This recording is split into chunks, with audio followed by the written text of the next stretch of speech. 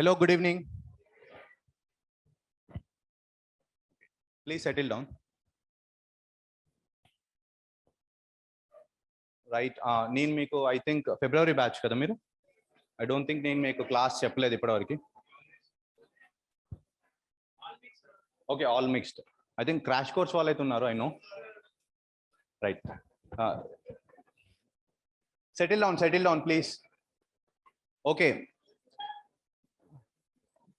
So my name is Kiran and this is my friend Sudhir Kumar Reddy, my batchmate. He has graduated from IIT Kharagpur in 2017 from aerospace engineering. Same, we are going through the same process and we have given our interviews this time. And he has been giving interviews for the last 2 years. ఇప్పటికే last three interviews ఇచ్చాడు last 2 years లో, 2 civil services and 1 forest service. And this time again he is going to give forest service interview as well. And last 3 attempts లో తనకి 120+ marks వచ్చాయి, చాలా కన్సిస్టెంట్గా, even better than me. So he has better techniques and better ways to deal with prelims and mains both with my experience. So I hope మీరు డెఫినెట్గా ఈ class నుంచి డెఫినెట్గా నేర్చుకుంటారు. And he's very good at predicting questions and also he's very good at his basics, fundamentals. His foundations are really strong. And మీరు చాలా శ్రద్ధగా notes తీసుకోవాలని నేను చెప్తున్నాను ఇక్కడ. Science and tech is a very prominent person, అంటే మా group మొత్తంలో is most strongest person. I think మీరు డెఫినెట్గా you will learn from his experience. So I would like to, అంటే ఒక బేసిక్ మీకు ఇంట్రడక్షన్ లాగా I would like to ask him some questions. Last 2 తను ఇప్పటికే 3 interviews ఇచ్చాడు యూపీఎస్సీలో. I will ask him some questions with respect to the interview, and also at the end I will also ask him about his experience in the prelims, especially why he is scoring or how he is scoring 120+. Okay, so Sudhir, hello. Hi everyone.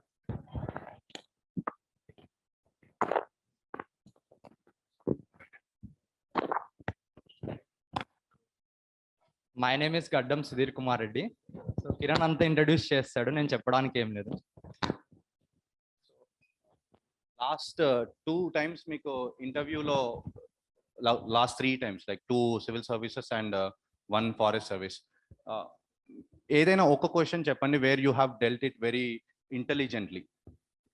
So నాకు ఇందాక last ఇంటర్వ్యూలో ఒక madam ఉంది, most probably ఆమె IAS madam. So నన్ను health policies పరంగా నువ్వేమన్నా యునిక్గా tackle చేయడానికి నీ అబ్జర్వేషన్స్లో నుంచి ఏదన్నా సజెస్ట్ చేయగలవా, నీ పర్సనల్ టచ్ ఇచ్చాను అడిగారు. సో నేను మా పల్లెటూరుకి వెళ్ళినప్పుడు చాలా మంది ఆశా వర్కర్లు కానీ మిడ్ వైఫ్ నర్సులు కానీ ఆడవాళ్ళు ఉంటారు, అవునా కాదా? So it is assume default that వాళ్ళు ఆడవాళ్ళు ఉంటారని. సో చాలా మంది మగవాళ్ళు వాళ్ళ ప్రాబ్లమ్స్ తీసుకొని ఆడవాళ్ళ దగ్గరికి రాదు, తగ్గుతున్నా అరే పోయి ఆడవాళ్ళ దగ్గరికి పోయి ఏం అడుగుతాం మేము అన్న యాటిట్యూడ్. సో ఒకటి ఏంటంటే మనం హెల్త్ పాలసీ చేసేటప్పుడు మనం సోషల్ రియాలిటీస్ గుర్తుపెట్టుకొని హెల్త్ పాలసీలు చేయాలంటది. So we cannot go there and blame is patriarchy. So వాడు ప్యాట్రియార్కల్ మైండ్ సెట్తో ఉన్నాడు, వాడు ఇలా చేస్తున్నాడు, వాడు మా నాన్న వాడు పోనిద్దాం చచ్చిపోతాడని వదిలేం కదా. సో మనం పాలసీ మేకింగ్లో ఉన్నప్పుడు మనం సోషల్ రియాలిటీని గుర్తుపెట్టుకొని దాని తగ్గట్టు పాలసీ మేకింగ్ చేయాల్సి ఉంటుంది. సో నేనేం చెప్పానంటే ఆశా వర్కర్లు కానీ మిడ్ వైఫ్ నర్సులు కానీ కొందరు మగవాళ్ళు ఉండాల్సిన అవసరం ఉంటుంది. ఇంకోటి ఏంటంటే ప్రైమరీ హెల్త్ కేర్ సెంటర్స్లో చాలా మంది డాక్టర్లు మగవాళ్ళు ఉంటారు. సో ఆడవాళ్ళు వెళ్ళి డాక్టర్ దగ్గర వాళ్ళ బాధలు చెప్పుకోవాలంటే వెంటనే కంఫర్టబుల్గా ఫీల్ అవ్వరు. సో ప్రైమరీ హెల్త్ కేర్ సెంటర్లో కూడా జెండర్ డైవర్సిటీ ఉండాలని చెప్పి నేను ఒక యూనిక్ టచ్ ఇచ్చాను, మేడం కూడా అప్రిషియేట్ చేశారు. Social realities and gender sensitivity అనేది చాలా important topics, especially with respect to health care in India. And could you just tell, అంటే ఐ హోప్ ఇక్కడ ఉన్న వాళ్ళు అందరూ more or less like first or second అటెంప్ట్స్లో పిల్లలే ఉన్నారు. So I just want some good guidance or some good tips which are definitely పిల్లలు after the class definitely will approach you. But అందరు ఒక్కసారి మీకు 120+ మీరు ఎలా స్కోర్ చేస్తున్నారు ప్రతిసారి? సో నేను నా ఫస్ట్ ప్రిలిమ్స్ 2018లో ఇచ్చాను, నాది కూడా ఫస్ట్ ప్రిలిమ్స్ అవ్వలేదు. సో నేను కష్టపడి చదివాను కానీ ఎగ్జామ్లో కాస్త ప్యానిక్ అయ్యాను. సో సెకండ్ అటెంప్ట్లో నేను ఏం చూసానంటే, సో నేను కామ్గా ఉంటే క్లియర్ అవుతానన్న క్లారిటీ ఉంది. సో కామ్గా ఉండడం వల్ల మీ క్లారిటీ బాగుంటుంది, ఎగ్జామ్లో చాలా సిల్లీ మిస్టేక్స్ చేయడం కంటైన్ అవుతుంది. సో దాంతోపాటు ఇంకొకటి చాలామంది ఫస్ట్ అటెంప్ట్లో ఏం చేస్తారంటే ఎంత తక్కువ చదివితే సరిపోతుందా అన్న విధంగా షార్ట్ కట్స్ క్వశ్చన్ చూస్తారు. సో దాని బదులు ఏ యాటిట్యూడ్తో ఉండాలంటే ఎంత ఎక్కువ చదివితే మేలు, ఏది మిస్ చేయకూడదు అన్న యాటిట్యూడ్తో ఉండండి. ఇంకోటి ఏంటంటే సిస్టమేటిక్గా చదవడం చేయరు చాలా మంది, ఎస్పెషల్లీ ఫస్ట్ అటెంప్ట్లో. సో ఒక ఎగ్జాంపుల్ చెప్పాలంటే మ్యాప్ పాయింటింగ్లో ఫర్ ఎగ్జాంపుల్ నువ్వు ఎలా చేస్తావు చూడు, మ్యాప్ పాయింటింగ్ నీ అప్రోచ్ ఏంటి ఒకసారి అడుగుతున్నా, ఏమనుకోకుండా చెప్పు. చేయలేదు ఎప్పుడు? సో ఎవరన్నా మ్యాప్ పాయింటింగ్స్ ఇప్పటి వరకు స్వతహాగా వాళ్ళు చదువుదామని ట్రై చేశారా? సో వాళ్ళు చేస్తే ఎవరో ఒకరు అప్రోచ్ చెప్పండి. నేను క్రాష్ కోర్స్ వాళ్ళు ఎవరని చెప్పండి. మ్యాప్ పాయింటింగ్ చేశారు కదా, ఎలా ఎలా చేశారు? అవుట్లైన్ తీసుకొని you point it out. So ఎగ్జామ్లో ప్రతి ఇయర్ మీరు ప్యాటర్న్ చూస్తే 4-5 క్వశ్చన్స్ మ్యాప్ పాయింటింగ్ మీద ఉంటుంది. సో ఈ ట్రెండ్ మిస్ చేస్తూ ఉంటారు. ఏదో కరెంట్ అఫైర్స్లో ఉన్న మ్యాప్లో లేకుంటే పైన అట్లాస్ తిప్పేస్తూ ఉంటారు. కానీ మీరు ప్రతి ఇయర్ చూస్తే రివర్స్ మీద కానీ, గ్లేజియర్స్ మీద కానీ, హిల్స్ అండ్ మౌంటైన్స్ మీద కానీ ఎటు తిరిగి ఒక స్టాటిక్ బేస్డ్ క్వశ్చన్స్ వస్తుంది, కేవలం కరెంట్ అఫైర్స్ బేస్డ్ కాదు. సో ఆ స్టాటిక్ బేస్డ్ మీరు ట్యాకిల్ చేయాలంటే మ్యాప్ని సిస్టమేటిక్గా చూడండి. సో ఇండియా మ్యాప్ చేసేటప్పుడు గ్లేజియర్స్ చేయడం కానీ, హిల్స్ అండ్ మౌంటైన్స్ కానీ, రివర్ సిస్టమ్స్, దాని ట్రిబ్యూటరీస్, డిస్ట్రిబ్యూటరీస్, ప్రతిదీ సిస్టమేటిక్గా ఎంత ఎక్కువ చేస్తే అంత మంచిది, ఎంత తక్కువ కాడికి. సో మీరు ఎగ్జామ్లో at least easy questions plus map pointings correct చేస్తే సివిల్ సర్వీసెస్ క్లియర్ అవుతారు. ఇంకోటి మీ knowledge base plus clarity of thought ఉంటే ఫారెస్ట్ కూడా క్లియర్ అవుతారు. ఎవరైనా ఫారెస్ట్ ఇద్దాం అనుకున్నారు ఇక్కడ? ఐఎఫ్ఓఎస్ అందరు ఆర్ట్స్ స్టూడెంట్స్ అనే, ఎవరు సైన్స్ వాళ్ళేరా? ఓకే ఓకే, పర్లేదు. ఈసారి ఫారెస్ట్ కూడా పోస్టులు ఎక్కువ ఉన్నాయి, సో టార్గెట్ చేయడంలో తప్పులేదు. అండ్ ఇంకొకటి లాస్ట్లో నాకు ఒక్కసారి గుర్తు చేయండి, బయోటెక్ అయిన తర్వాత ఒక 2-3 ఏరియాస్ చెప్తాను. సో నేను ప్రతి ఇయర్ క్వశ్చన్స్ ప్రిడిక్ట్ చేస్తా ఉన్నా. ఫర్ ఎగ్జాంపుల్ ACE2 రిసెప్టర్స్ అని లాస్ట్ ఇయర్ క్వశ్చన్ వచ్చింది. సో ఇది నేను వస్తుంది అనుకున్నా 2020లో వస్తుంది అనుకున్నా, 2021లో వచ్చింది. సో ఒక్కసారి అడగండి, నేను 2-3 ఏరియాస్ అనుకున్నా స్ట్రైట్ ఫార్వర్డ్ క్వశ్చన్స్ వచ్చే ఛాన్స్ ఉంది. సో 4 years నుంచి నా ప్రెడిక్షన్స్ అక్కడ ఇక్కడ కరెక్ట్ అవుతా ఉంది. మీరు గుర్తుపెట్టుకుని అడగండి, మీరు గుర్తుపెట్టుకుంటే అడుగుతూనే నేను చెప్తాను, నానంతా నేను స్వతహాగా చెప్పాను. Sudhir, now I think you can go forward with your biotechnology and science and technology especially. Okay. Just a minute, better.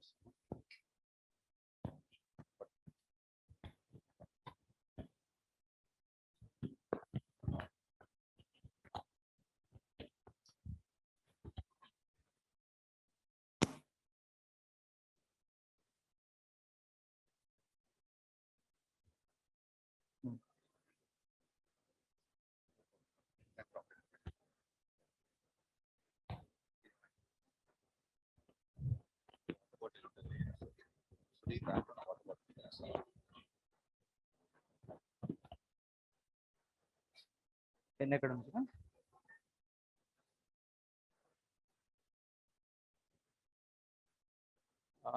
ఇక్కడ ఎవరైనా బైపీసీ బ్యాక్గ్రౌండ్ కానీ కెమిస్ట్రీ బ్యాక్గ్రౌండ్ నుంచి ఉన్నారా?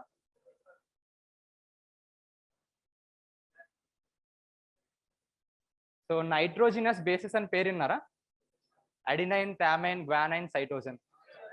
సో ఒక్కసారి నేను బేసిక్స్ నుంచి స్టార్ట్ చేస్తా. ప్రాబ్లం ఏంటంటే ఇప్పుడు క్వశ్చన్స్ చాలా కాంప్లికేటెడ్గా అడుగుతున్నారు science and tech, UPSC last 3 years నుంచి. కొద్దిగా బేసిక్స్ క్లారిటీ ఉంటే కొద్దిగా టఫ్ ఉన్న క్వశ్చన్స్ని కూడా ఎలాగో ఎలిమినేట్ చేయడానికి ఛాన్స్ వస్తుంది.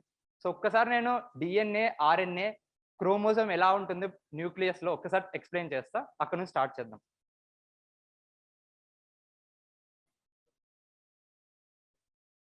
ఓకే ఓకే ఓకే, ఇక్కడ చార్ట్లోనా? సో హ్యూమన్ బాడీలో న్యాచురల్గా 5 నైట్రోజినస్ బేసెస్ ఉంటాయి. సో ఒకటి వచ్చేసి adenine, thymine, guanine, cytosine, uracil. So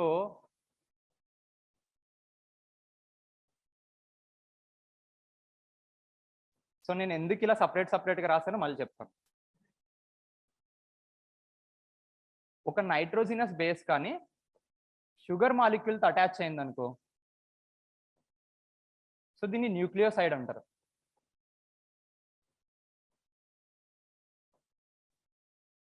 ఇది ఒక ఫాస్ఫేట్తో బాండ్ అయింది అనుకోండి,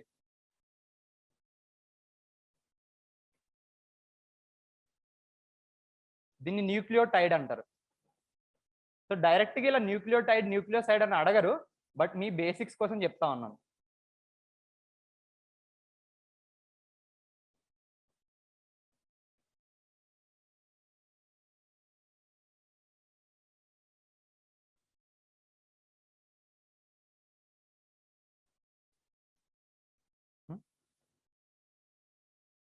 సో న్యూక్లియోటైడ్లో ఒక నైట్రోజినస్ బేస్ ఉంటుంది, షుగర్ ఉంటుంది, ఫాస్ఫేట్ ఉంటుంది. సో ఈ న్యూక్లియోటైడ్ అనేది పాలిమర్గా రిపీట్ అవుతా ఉంది అనుకోండి, దాన్ని న్యూక్లిక్ యాసిడ్ అంటారు. సో పాలిమర్ అంటే తెలుసుగా. సో పాలిమర్ అంటే ఒక large molecule born out of repetition of monomer. Monomer అంటే ఒక సింపుల్ మాలిక్యూల్. ఇప్పుడు మీ దగ్గర పాలిథిన్ కవర్లు ఉన్నాయి. సో పాలిథిన్ కవర్లు ethene CH2 double bond CH2 ఇంటర్లో చదివి ఉంటారు. సో ఇదిగిన రిపీటెడ్ గా లార్జ్ మాలిక్యూల్ ఫామ్ అయింది అనుకోండి,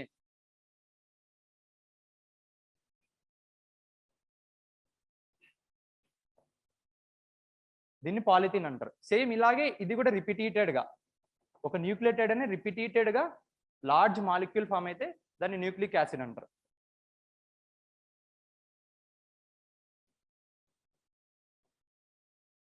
ఆర్ఎన్ఏ, ఎవరన్నా ఆర్ఎన్ఏ ఫుల్ ఫామ్ చెప్పగలరా? డిఎన్ఏ. సో ఆర్ఎన్ఏకి డిఎన్ఏకి తేడా అక్కడ వస్తుంది, డిఆక్సీ టర్మ్ లో వస్తుంది. ఏం లేదు, ఎక్కడ తేడా వస్తుందంటే ఇప్పుడు ఒక షుగర్ మాలిక్యూల్ అని చెప్పానా, డిఆక్సీ రైబో న్యూక్లిక్ యాసిడ్ లో ఒక ఆక్సిజన్ తక్కువ ఉంటుంది. సో అక్కడే తేడా వస్తుంది. సో ఎందుకు ఆక్సిజన్ తక్కువ ఉంటుందని చెప్పేసి బియాండ్ స్కోప్ ఆఫ్ సిలబస్ మనకు అవసరం లేదు, ప్యూర్ కెమిస్ట్రీ వాళ్ళకి కూడా అవసరం లేదు. సో డిఎన్ఏలో ఇంకోటి గుర్తుపెట్టుకోండి, ATGCA ఉంటాయి, ఆర్ఎన్ఏలో AUGC ఉంటుంది.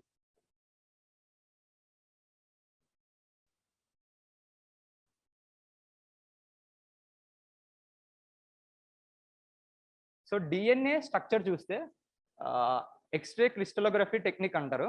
సో దాన్ని యూజ్ చేసుకొని డిఎన్ఏ స్ట్రక్చర్ ఎలా ఉందో కనుక్కున్నారనమాట. సో 1950s లో దానికి నోబెల్ ప్రైజ్ కూడా వచ్చింది. సో దాన్ని డబుల్ హెలిక్స్ అంటారు స్ట్రక్చర్. సో ఇప్పుడు మీకు ఒకటి చెప్పాను, సో న్యూక్లిక్ యాసిడ్ అని. సో ఇక్కడ న్యూక్లిక్ యాసిడ్ లా న్యూక్లియోటైడ్స్ పాలిమర్ లాగా ఉంటాయి.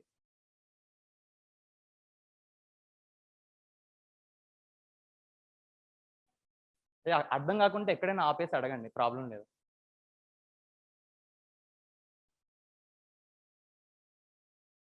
సో ఇది ఒక మిచ్చన్ లా చూడండి, మిచ్చన్కి ఒక స్టాండ్ ఉంటుంది, ఇంకోటి ఒక స్టాండ్ ఉంటుంది. సో ఈ స్టాండ్కి ఆ స్టాండ్కి మధ్యలో బాండ్స్ ఉంటాయి అన్నమాట, హైడ్రోజన్ బాండ్స్. సో ఇప్పుడు ఏ అనేది కేవలం 2 హైడ్రోజన్ బాండ్స్ టీతో ఫామ్ అవుతాయి. సో కాంప్లిమెంటరీగా ఉంటుంది. సో జీ అనేది 3 హైడ్రోజన్ బాండ్స్ సీతో ఫామ్ అవుతాయి, అట్ సైడ్ స్టాండ్. సో మీ దగ్గర ఇంట్లో ఎక్కే మిచ్చన్ ఉంటుందా, దాన్ని ఇలాగా మీరు తిప్పారనుకోండి డబుల్ హెలిక్స్ లాగా, సో ట్విస్ట్ చేస్తే డిఎన్ఏ స్ట్రక్చర్ వస్తుంది. దీన్ని డబుల్ హెలిక్స్ స్ట్రక్చర్ అంటారు.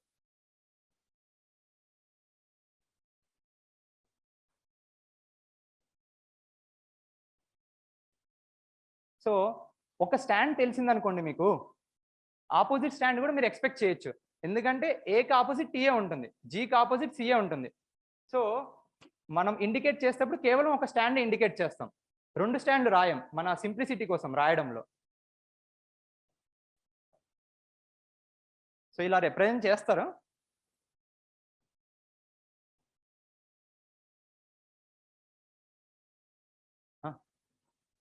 నోట్ చేసుకున్నారా? స్పీడ్గా నోట్ చేసుకోండి.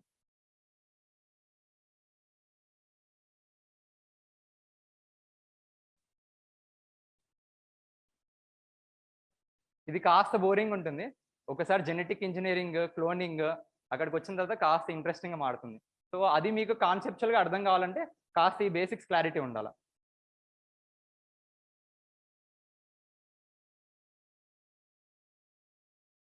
ఓకే, ఒక్కసారి సెల్లో దీని ఇంపార్టెన్స్ ఎలాగుంటుందో ఒక్కసారి ఎక్స్ప్లెయిన్ చేస్తాం.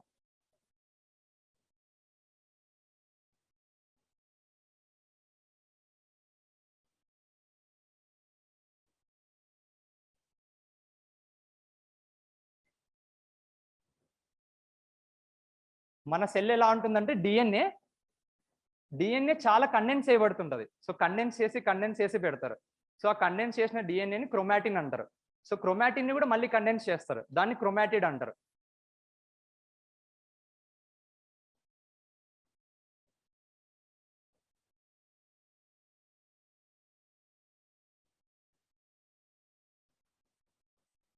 సో 2 క్రోమాటిడ్లు పక్క పక్కన ఉంటాయి, పేర్ అయ్యి ఇలా ఉంటుంది.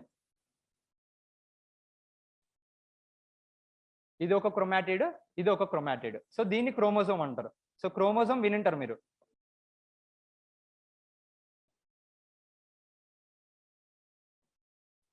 సో ఈ క్రోమోజోమ్ అనేది సెల్ న్యూక్లియైలో ఉంటుంది.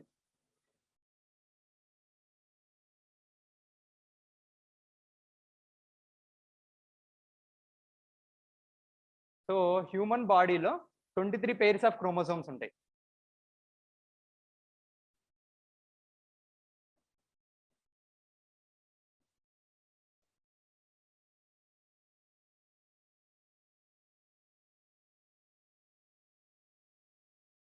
సో ఇక్కడ జెనెటిక్ డిఫెక్ట్స్ అంటారు చూసారా. సో ఈ డిఎన్ఏలో జీన్ సీక్వెన్స్ లో డిఫెక్ట్స్ ఉంటే సో దాన్ని జెనెటిక్ డిఫెక్ట్స్ అంటారు. సో రకరకాల జీన్ డిసీజెస్ ఉంటాయి. చాలా మందికి మీరు ఆటిజం కూడా జీన్ ప్రాబ్లమే, లేకుంటే థాలసీమియా. సో థాలసీమియా కానీ సికిల్ సెల్ అనీమియా కానీ సో ఇవన్నీ జెనెటిక్ డిఫెక్ట్ నుంచి వస్తాయి. సో సికిల్ సెల్ అనీమియాలో కేవలం ఒక్క నైట్రోజినస్ బేస్ కింద మాడితే చాలా కాంప్లికేషన్స్ క్రియేట్ చేస్తుంది. సో అది beyond of scope of syllabus. మీకు చెప్పమంటే చెప్తాను, అవసరం లేదని నేను అనుకున్నాను. సో డిఎన్ఏలో ఫాల్ట్స్ ఉంటే జెనెటిక్ డిసీజెస్ వస్తాయి.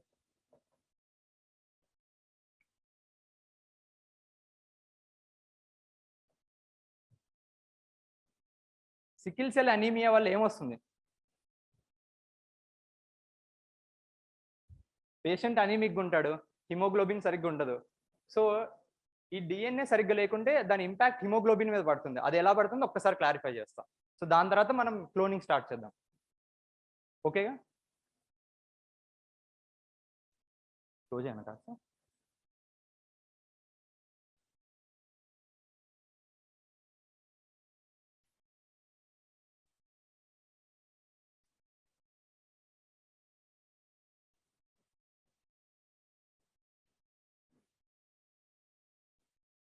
సో ఇందాక మీకు డిఎన్ఏ గురించి చెప్పా. సో నేను 2 స్టాండ్లు రాయను, ఒక స్టాండే రాస్తా అని చెప్పి. ఎందుకంటే ఒక స్టాండ్ తెలిస్తే మనకి కాంప్లిమెంటరీగా ఇంకో స్టాండ్ తెలుస్తుంది. ఏ తెలిస్తే టీ తెలుస్తుంది, జీ తెలిస్తే అటు సైడ్ సి ఉంటుందని తెలుసు. సో ఇది డిఎన్ఏ సీక్వెన్స్ అనుకోండి.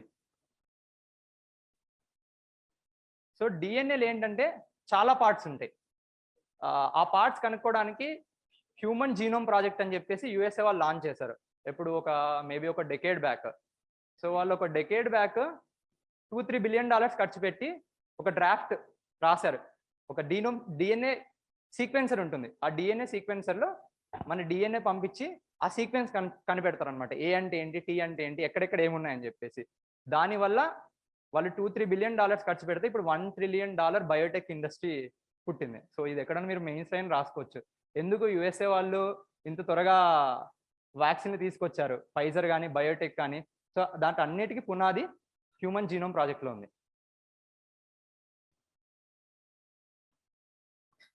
ఇప్పుడు మనకి జెనెటిక్ డిఫెక్ట్ ఉందని ఎప్పుడు తెలుస్తుంది?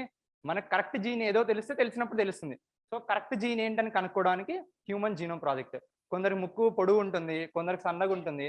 సో ఆ ముక్కుకు సంబంధించిన జీన్ ఎక్కడుంది, ఆ పార్ట్ కనిపెట్టడమే హ్యూమన్ జీనోమ్ ప్రాజెక్ట్లో అనమాట. సో ఆ డ్రాఫ్ట్ వాళ్ళ దగ్గర ఇంత పెద్ద డ్రాఫ్ట్ ఉంటుంది. సో ATGC సీక్వెన్స్ ఉంటాయి.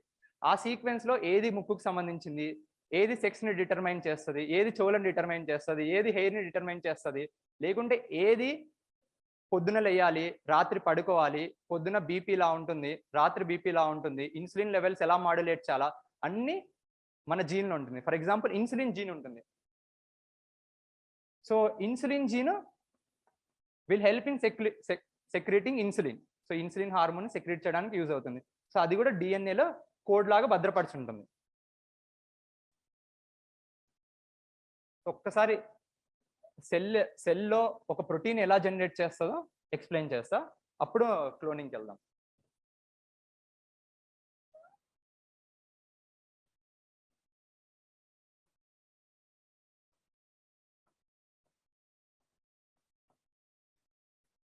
సో సెల్ న్యూక్లియర్లో డిఎన్ఏ ఉంటుంది. సో డిఎన్ఏ నుంచి ట్రాన్స్క్రిప్షన్ ప్రాసెస్ ద్వారా ఆర్ఎన్ఏ వస్తుంది. సో ట్రాన్స్క్రిప్ట్ అంటే ఏంటి? సో ఒక మీటింగ్లో ఉన్నప్పుడు ట్రాన్స్క్రిప్ట్ రాస్తా ఉంటారు చూసారా, ట్రాన్స్క్రిప్ట్ రాసావా, మినిట్స్ రాసావా మీటింగ్ అంటారు. సో ట్రాన్స్క్రిప్ట్ అంటే ఆ మీటింగ్లో జరిగింది లిటరల్గా నువ్వు రాస్తున్నావు, ఏం లేదు. ATGC ఉంటే దాన్ని T తీసేసి U పెడుతుంది RNAలో. DNA డబుల్ స్టాండ్, RNA కేవలం సింగిల్ స్టాండ్.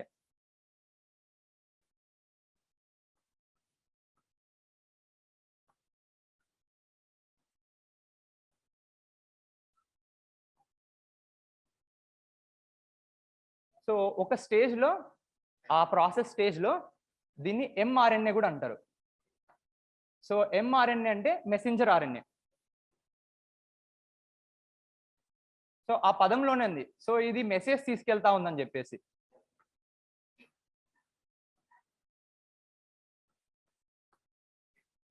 సో ఈ మెసెంజర్ RNA అనేది బాడీలో రైబోజోమ్ ఉంటుంది.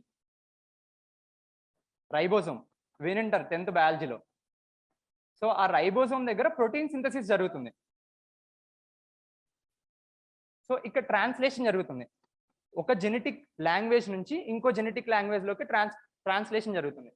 ఇక్కడ AUGCలో ఉన్న సీక్వెన్స్ కాస్త అమైనో యాసిడ్ సీక్వెన్స్ లోకి మారుతుంది. సో అమైనో యాసిడ్స్ అనేవి మోనోమర్ ఆఫ్ ప్రోటీన్స్ కదా. సో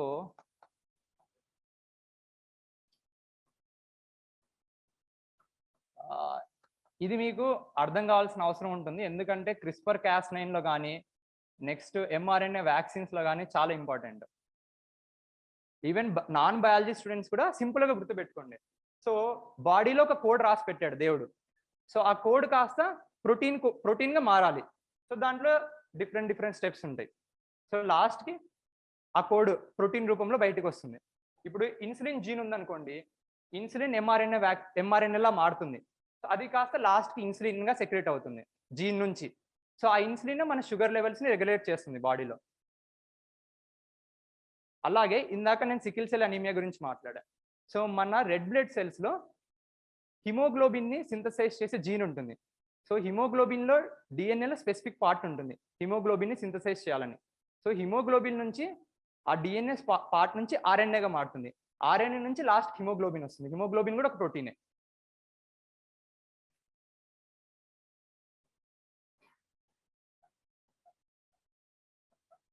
హిమోగ్లోబిన్ కానీ, ఎంజైమ్స్ కానీ, హార్మోన్స్, టెస్టోస్టిరాన్, ప్రొజెస్టోస్టిరాన్,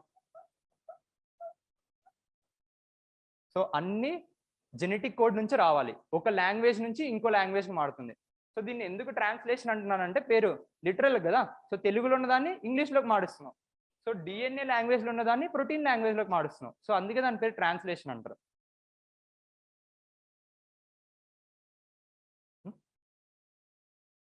నోట్ చేసుకున్నారా? DNA RNA, సో దానికి ఎంజైమ్స్ ఉంటాయి అనమాట RNAకి మార్చడానికి.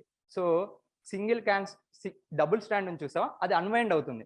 సో అన్వైండ్ అయ్యి ఎంజైమ్స్ కాస్త ఉన్న టీని కాస్త యూగా మారుస్తారు. సో అలా మారుతుంది. సో టీ ఇంపార్టెంట్ ఏంటంటే DNA స్టేబుల్గా ఉండాలంటే టీఏ ఉండాలి. యూ ఉంటే DNA స్టేబుల్గా ఉండదు. సో టీ నుంచి యూకి మారాలా. సో టీ నుంచి ఎందుకు యూకి మారుతుంది, టీకే ఉండట్లేదంటే ఎనర్జీ సేవ్ చేసుకోవడానికి. సో ఇది కాస్త కాంప్లికేటెడ్. సో అలా గుర్తుపెట్టుకోండి.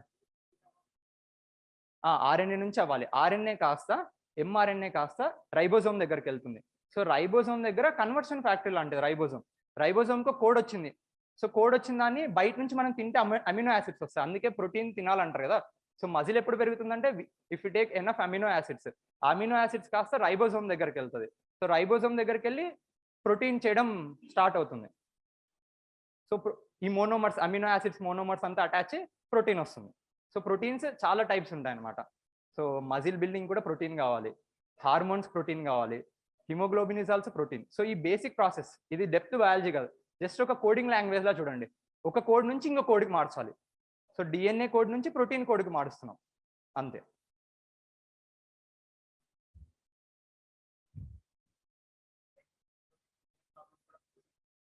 Haemoglobin is a protein. సరే, ఎంజైమ్స్ కూడా ప్రోటీనే. సో ఒక్కసారి CRISPR-Cas9లోకి వచ్చినప్పుడు నీకు ఒకసారి క్లారిటీ కూడా వస్తుంది. ఎప్పుడైనా విన్నారా CRISPR-Cas9? చాలాసార్లు న్యూస్లో ఉంటుంది. ఎవరైనా ఫుల్ ఫామ్ చెప్పగలరా? CRISPR-Cas9 ప్రతి ఇయర్ డైరెక్ట్ గా క్వశ్చన్లు వస్తూ ఉన్నాయి. ఒక ఇయర్ Cas9 అంటే ఏంటో కూడా డైరెక్ట్ గా అడిగేశాడు. సో మధ్యలో వస్తుంది, ఒకసారి ఎక్స్ప్లెయిన్ చేస్తా. సో ఈ DNA సీక్వెన్స్ ఎలా ఉంటుంది, డిఎన్ఏ నుంచి ఆర్ఎన్ఏ ఎలా మారుతుంది, ఆర్ఎన్ఏ నుంచి ప్రోటీన్ ఎలా వస్తుందో ఈ క్లారిటీ ఉంటే అన్నీ మీకు స్పష్టంగా అవుతాయి. క్రిస్పర్ క్యాస్9 కానీ జెనెటిక్ ఎడిటింగ్ కానీ అన్ని క్లారిటీ వస్తుంది. ఈ కాన్సెప్చువల్ క్లారిటీ ఉండాలి. అందుకనే ఇంత టైం తీసుకొని చెప్పింది. లేకుంటే డైరెక్ట్ క్లోనింగ్తో స్టార్ట్ చేసామండి. ఓకే, క్లోనింగ్తో స్టార్ట్ చేస్తున్నాం.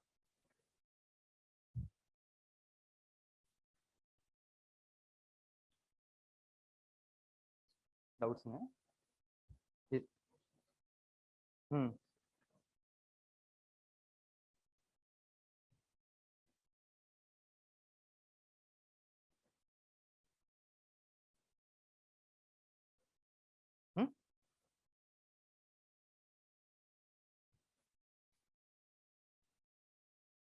సో మన దగ్గర ఎద్దుల పందాలు ఆడుతూ ఉంటారు కదా. సో మీ దగ్గర ఒక మంచి బుల్ ఉంది, ప్రతిసారి కన్సిస్టెంట్గా పర్ఫామ్ చేస్తూ ఉంది. మీరు దాన్ని సేమ్ రెప్లికేట్ చేయాలనుకుంటారు, అలాంటిదే మీకు కావాలనుకుంటారు. సో దాన్ని వేరే దాంతో క్రాస్ చేసినా దాని జీన్ వాల్యూ కానీ దాని మార్ఫాలజీ అంటే దాని శక్తి కానీ తగ్గిపోతుంది అనుకుంటారు. సో మీరు సేమ్ డిట్టో దాన్నే ప్రొడ్యూస్ చేయాలి. లేకుంటే ఫర్ ఎగ్జాంపుల్ పోలో ఆడుతూ ఉంటారు హార్సెస్తో, సేమ్ మంచిగా పర్ఫామ్ చేస్తున్న ఫోనీ అంటారు. సో దాన్ని మీరు మళ్ళీ క్లోన్ చేయాలా. సో దాన్ని మళ్ళీ క్లోనింగ్ అంటే it's like child of a single genetic parent అని. సో నీ gene child they look exactly more or less similar to you. అప్పుడు ఏం చేస్తామంటే సొమాటిక్ డోనర్ అంట. సొమాటిక్ సెల్ అంటే నాన్ సెక్స్ సెల్స్ అన్నిటిని సొమాటిక్ సెల్ అంటారు. మన స్కిన్ సెల్ కానీ హార్ట్ సెల్ కానీ లివర్ సెల్ కానీ these are all called somatic cells. So క్లోనింగ్ని సొమాటిక్ సెల్ న్యూక్లియర్ ట్రాన్స్ఫర్ కూడా అంటారు. సో 2015లో అడిగారు ఈ క్వశ్చన్, 2015లోనో 16లోనో. అది ఈ పేరు ఎందుకు వస్తుందో ఈ ప్రాసెస్ వస్తే మీకు క్లారిటీ వచ్చేస్తుంది.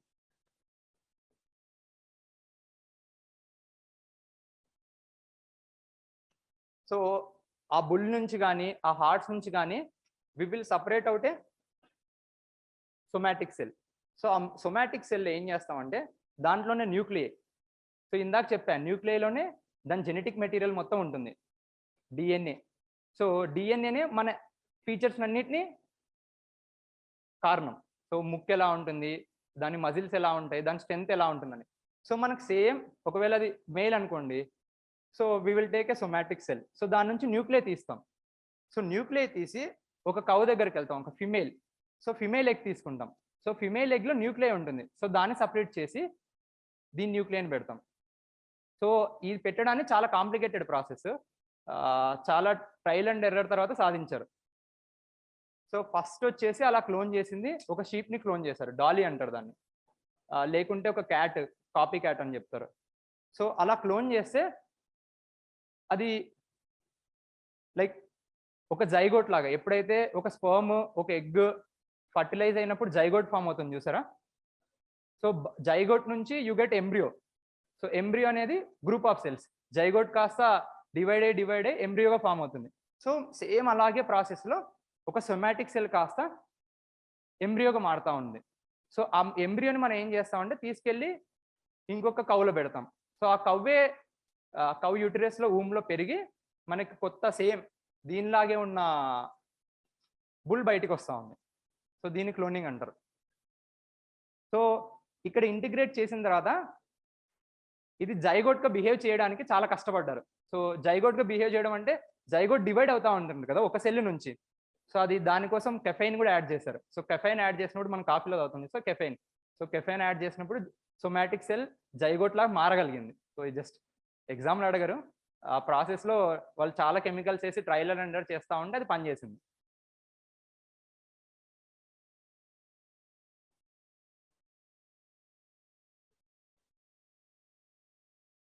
ఒక్క నిమిషం నీకు చెప్తా ఒక్కసారి. సో మన దాంట్లో డిఎన్ఏ కేవలం న్యూక్లియస్లోనే ఉండదు.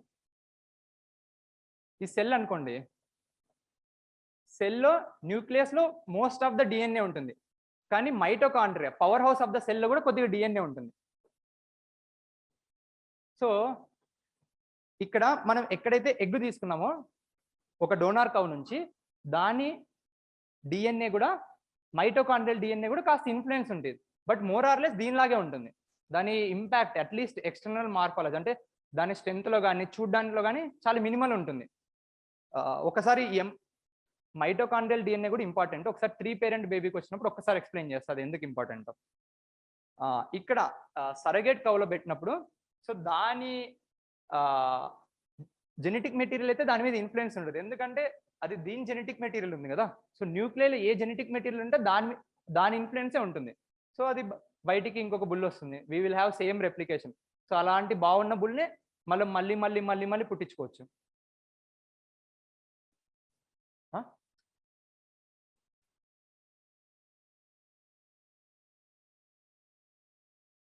ఒక్క నిమిషం. చార్ట్లో ఈజ్ ఇట్ ఇన్విట్రో ఫర్టిలేషన్ అన్నారు. సో ఐవీఎఫ్ వినింటారు చాలా మంది, ఐవీఎఫ్ ల్యాబ్లు ఉంటాయి. అది ఒక్కసారి ఎక్స్ప్లెయిన్ చేస్తాను.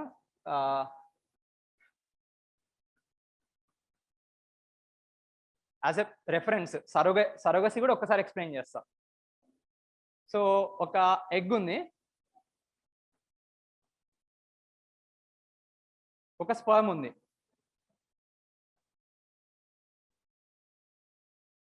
సో ఈ రెండు ఇంటరాక్ట్ అయినప్పుడు ఫర్టిలైజేషన్ జరుగుతుంది.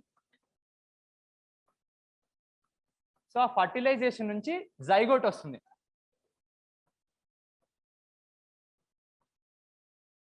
సో ఈ జైగోట్ కాస్త సెల్ డివిజన్ జరిగి ఎంబ్రియో వస్తుంది. So embryo are like a group of cells divide అయ్యి గ్రూప్ ఆఫ్ సెల్స్ ఉంటుంది. ఆ గ్రూప్ ఆఫ్ సెల్స్ నుంచే బేబీ తయారవుతా ఉంటుంది ఊంబ్లో. సో ప్రాబ్లం ఎక్కడ వస్తుందంటే చాలా మందికి స్పర్మ్ మొబైల్గా ఉండదు, లేకుంటే స్పర్మ్ నెంబర్ కౌంట్ తక్కువ ఉంటుంది. సో దాన్ని డిఫరెంట్ పేర్స్ పిలుస్తారు, ఒలిగోస్పోమియా అని, ఏస్పర్మియా అని చెప్పేసి, అజోస్పోమియా అని చెప్పేసి. కొందరికి యూటరస్ డిసీజెస్ వల్ల ఎగ్ రాదు. సో అలాంటి వాళ్ళు ఏం చేస్తారంటే they go to A donor. లేకుంటే ఇంకోటి ఏంటంటే బాడీలో ఫర్టిలైజ్ అవుతా ఉండదు.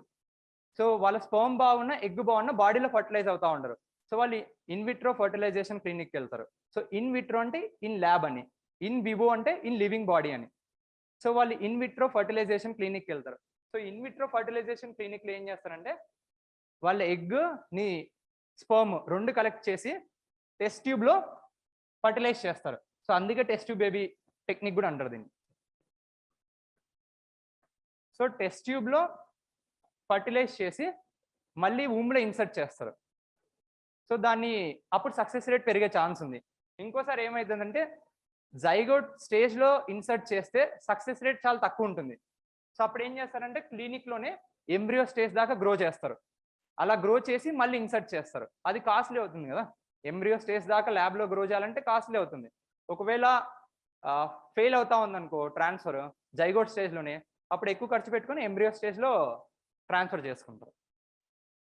కొందరికి ఎక్కడ ఉంటుందంటే స్పర్మ్లో ప్రాబ్లం ఉంటుంది. స్పర్మ్లో ప్రాబ్లం ఉన్నప్పుడు they go to A sperm donor. So Vicky donor movie అక్కడే కదా. లేకుంటే కొందరికి ఎగ్లో ప్రాబ్లం ఉంటుంది. సో వాళ్ళకి ఎగ్ డోనర్ దగ్గరికి వెళ్తారు. కొందరికి ఏంటంటే ఎస్పెషల్లీ హీరోయిన్స్ కానీ పర్సనాలిటీస్ బాగా ప్రెగ్నెన్సీ వల్ల పర్సనాలిటీస్ ఎఫెక్ట్ అవ్వకూడదు అనుకునే వాళ్ళు, సో వాళ్ళు ఎంబ్రియో తీసుకొని ఒక సరోగేట్ మదర్లో పెంచుకుంటారు పిల్లల్ని.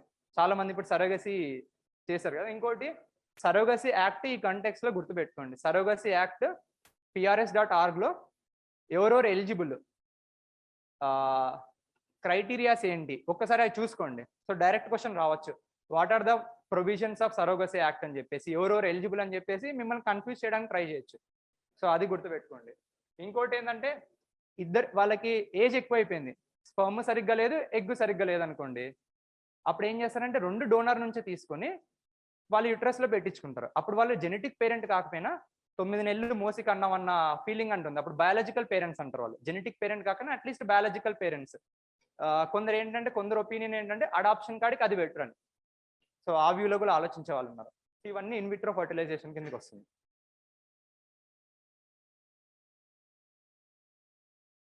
సో ఇక్కడ క్వశ్చన్ వచ్చింది, can cloning done in human beings also. ఒకటి ఇవి చాలా మిస్యూజ్ చేయొచ్చు. మీరు టెక్నాలజీస్ డబుల్ ఎడ్జ్ స్వార్డ్ అని వింటా ఉంటారు. సో ఇవి మిస్యూజ్ చేసే ఛాన్స్ ఉంది. ఇప్పుడు సద్దాం హుసేనే ఉన్నాడు, సద్దాం హుసేన్ 1 క్లోనేట్ యాడ్ చేసుకోవచ్చు, గడాఫీ కూడా 1 క్లోనేట్ యాడ్ చేసుకోవచ్చు. సో క్లోన్ ని బయట పెట్టేసి వాడు ఎక్కడో చోట దాక్కొని వాడి యాక్టివిటీస్ చేయొచ్చు. సో అలా ఎవరి చేతిలో ఆ క్రిమినల్స్ చేతిలో పడకుండా ఉండడానికి చాలా రెగ్యులేటెడ్గా ఉంటాయి ఇలాంటి టెక్నిక్స్. ఎందుకంటే ఒక్కసారి ఫ్రీగా మార్కెట్లోకి వదిలేసాం అనుకోండి, ఎవరు ఎలా కంట్రోల్ చేస్తారో మన చేతుల్లో తెలియదు. లాస్ట్ ఇయర్ మీకు గుర్తుందో లేదో, విజయవాడలో 80-year-old కపుల్ ఇన్విట్రో ఫర్టిలైజేషన్ వాడి పిల్లలు పుట్టించుకున్నారు. సో 80 years లో వాళ్ళు రేపు పొద్దున పాపను ఎలా పెంచగలరు, రెస్పాన్సిబిలిటీ లేదా అని ఆలోచించవచ్చు కదా. సో ఎథికల్ ఇష్యూస్ ని నెగ్లెక్ట్ చేసే ఛాన్స్ ఉంది. సో ఇక్కడ గవర్నమెంట్ రెగ్యులేషన్స్ వస్తాయన్నమాట. ఒక్క నిమిషం, ఇప్పుడు దాకా అయితే హ్యూమన్ ని క్లోన్ చేయలేదు. Clone in the sense embryo వరకు తీసుకెళ్లారు. ఎంబ్రియో వరకు తీసుకెళ్ళి అది ఊమ్లో ఇన్సర్ట్ చేయలేదు. సో అక్కడ దాకా వెళ్ళింది. సో చాలా ట్రయల్ అండ్ ఎర్రర్ తర్వాత వెళ్ళింది. అక్కడితో ఆపేశారు, ఎందుకంటే గవర్నమెంట్ రెగ్యులేషన్స్ ఒప్పుకోవు. కానీ ప్రైమేట్స్ని, కోతిని, మన మెకాక్ కోతి, మన బయట ఉంటుంది సార్ మెకాక్ కోతి, సో దాన్ని క్లోన్ చేశారు. సో ఇంటర్నెట్లో కొట్టి చూడండి, చాలా క్యూట్గా ఉంటాయి 2 monkeys. సో దాన్ని క్లోన్ చేశారు. వాళ్ళు 80 జైగోట్స్ ట్రై చేశారు క్లోన్ చేయడానికి. 80 జైగోట్స్ ట్రై చేస్తే 12 embryos వచ్చాయి సక్సెస్ఫుల్గా. సో 12 embryos 2 monkey babies వచ్చాయి. సో ఎంత సక్సెస్ రేట్ తక్కువ ఉంటుందో చూడండి, చాలా కాంప్లికేటెడ్ ప్రాసెస్ కాబట్టి. అండ్ ఈ మంకీ బేబీస్ కూడా 2 hours చనిపోయాయి.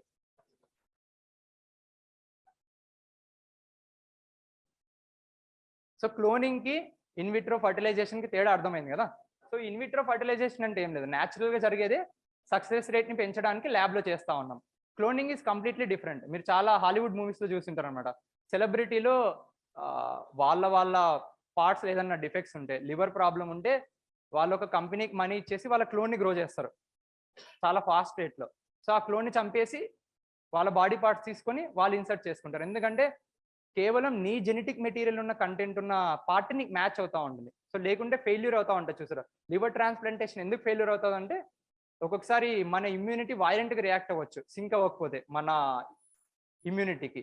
సో అది తగ్గడానికి సేమ్ మన జెనెటిక్ మెటీరియల్దే ఉందనుకోండి, లివర్ ఈజీగా సింకిన్ అయిపోతుంది కదా బాడీలో. సో దానికి క్లోనింగ్ యూజ్ అవుతుంది. సో ఇప్పుడు దాకైతే హ్యూమన్స్ని క్లోన్ చేయలేదు. రేపు పొద్దున చేస్తారో లేదో మనకు తెలియదు, రెగ్యులేషన్ ఎలా ఇద్దో. ఇప్పుడు దాకైతే చేయలేదు, అండ్ గవర్నమెంట్ కూడా అలో చేయదు. ఇప్పుడు ఏం చేస్తారంటే ఎంబ్రియో దాకా చేస్తారు. ఎంబ్రియో దాకా చేసి అక్కడ ఎక్స్పెరిమెంటేషన్ చేస్తారు అనమాట. ఎలాంటి ఎక్స్పెరిమెంట్స్ అంటే క్రిస్పర్ క్యాస్9 జీన్స్ని ఎడిట్ చేయడం కానీ, ఏదన్నా thalassaemia, sickles and anaemia defects ఉన్నాయనుకో, సో దాన్ని రిమూవ్ చేయడానికి ఎక్స్పెరిమెంటేషన్ చేయడానికి అక్కడ దాకా వెళ్ళొచ్చు. కానీ దాన్ని తీసుకెళ్లి ఊమ్లో మాత్రం ఇన్సర్ట్ చేయకూడదు. దిస్ ఇస్ వాట్ రెగ్యులేషన్స్ ఇస్తాయి. ఏ కంట్రీలో almost all decently legal institutions ఉన్న కంట్రీలో అయితే చేయకూడదు. ఎక్కడో చోట మూలన అవుతా ఉండొచ్చు, మనకు తెలియదు. చైనాలో ఇలాగే జెనెటిక్ ఎడిటింగ్ చేశాడు ఒక చిన్న పాప మీద. సో అతన్ని 3 months జైలు వేశారు.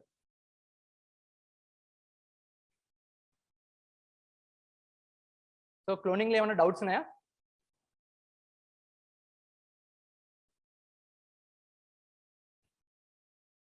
So somatic cell nuclear transfer ఎందుకన్నా అర్థమైందా? సో సొమాటిక్ సెల్ ఉన్న జెనెటిక్ కంటెంట్ని ట్రాన్స్ఫర్ చేసాం ఒక donor ఎగ్లోకి.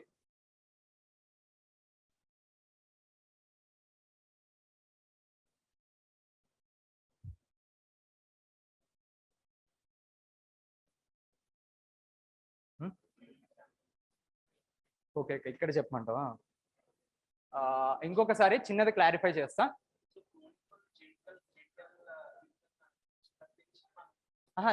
Same genetic content replicate అవుతుంది, కరెక్షన్ చేయం. నీదున్న ఇప్పుడు నీ క్లోన్ని సేమ్ నీలాగే, నీకే జెనెటిక్ డిసీజెస్ ఉన్నాయో అవన్నీ వస్తాయి క్లోన్స్లో, అవన్నీ క్లోన్స్లో వస్తాయి. సో కరెక్ట్ చేసేదాన్ని వేరే టెక్నిక్ అంటారు. సో అది క్లోనింగ్ అన్నారు. సో క్లోనింగ్ అంటే క్లోన్ సేమ్ నీలాగే ఉంటుంది. So this is what cloning is. ఒక్కసారి చిన్న క్లారిఫై చేస్తా. ఇన్విట్రో ఫర్టిలైజేషన్లో ఎందుకు ట్విన్స్ పుడతారు, ఎందుకు సిమిలర్ లుకింగ్ ట్విన్స్ పుడతారు? యుట్రస్లో 2 స్పామ్స్ వెళ్ళి 2 ఎగ్స్ సెక్రెట్ అయ్యాయి అనుకోండి యుట్రస్లో. egg 1 egg 2, sperm 1 sperm 2 అనుకోండి. సో ఇది ఒక జైగోట్ వస్తుంది, ఇది ఒక జైగోట్ వస్తుంది. Zygote 1 zygote 2. ఇలా పుట్టబోయే ట్విన్స్ చూడడానికి ఒకేలాగా ఉండరు. So so they are like any siblings, normal siblings, non twin siblings లాగా. అలాగే ఒక స్పర్మ్ వెళ్ళి ఒక ఎగ్గుతో కలిసింది అనుకోండి, సో అది జైగోట్ వస్తుంది. ఈ జైగోట్ డివైడ్ అయ్యి రెండుగా అయింది అనుకోండి, అప్పుడు సిమిలర్ లుకింగ్ ట్విన్స్ వస్తారు. So they are genetically similar looking twins. చూస్తుంటారు కదా చాలా మంది, చూడడానికి కూడా ఇప్పుడు రాజర్ ఫెదరర్ ఉన్నాడు, వాడికి ఫస్ట్ 2 కూతుర్లు, సెకండ్ 2 కొడుకులు. They are similar looking twins. So ఇవి కాస్త ఎంబ్రియోగా మారుతుంది మళ్ళీ. సో ఈ స్టేజ్లో డివిజన్ అనేది 2 సపరేట్ అవ్వలేదు అనుకోండి, సో 2 అలాగే అతుక్కొని ఉన్నాయనుకోండి, అప్పుడు చూస్తూ ఉంటారు మీరు, సియాస్మి ట్విన్స్ అంటారు. మన తెలంగాణలో 2 తలకాయలు అతుక్కొని పుట్టారు చూసారా, సో అక్కడ పర్ఫెక్ట్గా డివిజన్ జరగకపోతే అలా పుట్టే ఛాన్స్ ఉంది.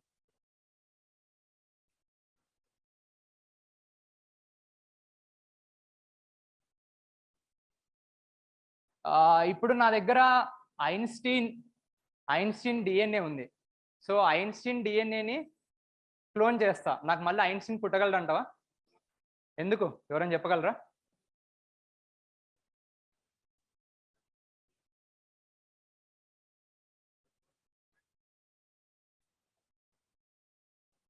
ఒకటి చిన్న ఫ్యాక్టర్ ఏంటంటే, ఇంకోటి మైటోకాండ్రియల్ డిఎన్ఏ కాస్త ఇన్ఫ్లుయెన్స్ ఉంటుంది డోనర్ ఎగ్ నుంచి. ఇంకోటి కేవలం జెనెటిక్ కంటెంటే కాదు కదా, మనకి ఎన్విరాన్మెంటల్ ఫ్యాక్టర్స్ కూడా చాలా ఇంపాక్ట్ అవుతుంది. సో పేరెంట్స్ ఎలా పెంచుతారు, వాడికి మంచి టీచర్స్ ఉన్నారా, సో ఈ ఫ్యాక్టర్స్ అన్ని ఇన్ఫ్లుయెన్స్ చేస్తాయి కదా. సో మళ్ళీ ఐన్స్టీన్నే క్లోన్ చేస్తే మనకి ఐన్స్టీన్ వస్తాడని గ్యారంటీ లేడు. సో మేబీ అంత తెలివైన వాడు రాకపోవచ్చు. సో ఎన్విరాన్మెంటల్ ఫ్యాక్టర్స్ కూడా చాలా ఇంపాక్ట్ చేస్తాయి.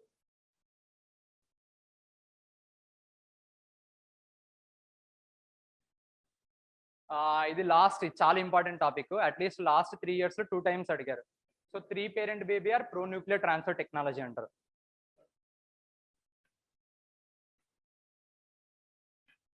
స్లైడ్ ఎన్నికలు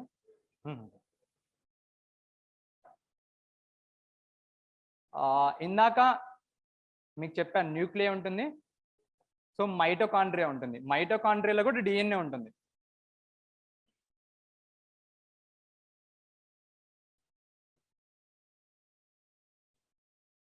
ప్రాబ్లం ఏంటంటే మైటోకాండ్రియా డిఎన్ఏ కేవలం మదర్ సైడ్ నుంచి వస్తుంది. స్పర్మ్లో మైటోకాండ్రియా ఉండదు, మైటోకాండ్రియల్ డిఎన్ఏ ఉండదు. ఎగ్లో ఏ మైటోకాండ్రియల్ డిఎన్ఏ ఉంటుందో అదే నెక్స్ట్ జనరేషన్ కూడా ఆఫ్ స్ప్రింగ్కి వస్తుంది. ప్రాబ్లం ఏంటంటే మైటోకాండ్రియాలో డిఫెక్ట్స్ ఉన్నాయనుకోండి, డిమెన్షియా డిసీజెస్ వస్తాయి, ఆల్జీమర్స్ లాంటివి. సో నెక్స్ట్ పుట్టబోయే ఆఫ్ స్ప్రింగ్లో త్వరగా డిమెన్షియా డిసీజెస్ రాకూడదు అనుకోండి, మనకి ఈ జీన్ కంటెంట్ ఆఫ్ స్ప్రింగ్లో ఉండకూడదు, ఆఫ్ స్ప్రింగ్ జైగోట్లో ఉండకూడదు. అప్పుడు ఏం చేస్తామంటే మనం ఇంకొక పేరెంట్ని తీసుకురావాల్సి వస్తుంది. సో అందుకే 3 parent బేబీ అంటారు. సో 2 parents కాకుండా ఇంకొక పేరెంట్ని తీసుకోవాల్సి వస్తుంది. ఇక్కడ ఏం చేస్తామంటే ఆ పేరెంట్ ఎగ్ తీసుకుంటాం. సో ఆ ఎగ్ తీసుకొని న్యూక్లియర్ తీసేస్తాం. న్యూక్లియర్ తీసేసి అందులో వీళ్ళ మైటోకాండ్రియా ఉంటుంది. ఇప్పుడు ఎవరైతే పిల్లల్ని కావాలనుకుంటున్నారో వాళ్ళది ఉండదు. సో ఇక్కడ చూడండి, ఇక్కడ మైటోకాండ్రియా ఉంది చూసారా. సో ఇది డోనార్ది, సమ్ ర్యాండమ్, ఎవరికైతే వాళ్ళ లీనియేజ్లో, మదర్ సైడ్ లీనియేజ్లో మైటోకాండ్రియల్ డిసీజెస్ లేవో సో వాళ్ళకి తీసుకుంటాం. సో తీసుకొని ఎవరికైతే పిల్లలు కావాలనుకుంటున్నారో సో వాళ్ళ మదర్ యొక్క న్యూక్లియర్ ఇన్సర్ట్ చేస్తాం. సో ఇక్కడ మైటోకాండ్రియల్ డిఎన్ఏ వేరే వాళ్ళది కదా, డిఎన్ఏ ఈ ఎగ్గులో ఉన్న డిఎన్ఏనేమో మదర్ది. సో రెండింటిని ఇంటిగ్రేట్ చేస్తాం. రెండింటిని ఇంటిగ్రేట్ చేసి ఫాదర్ స్పర్మ్తో ఫర్టిలైజ్ చేస్తాం. సో ఇక్కడ 3 పేరెంట్స్ ఇన్వాల్వ్ అవుతా ఉన్నారు.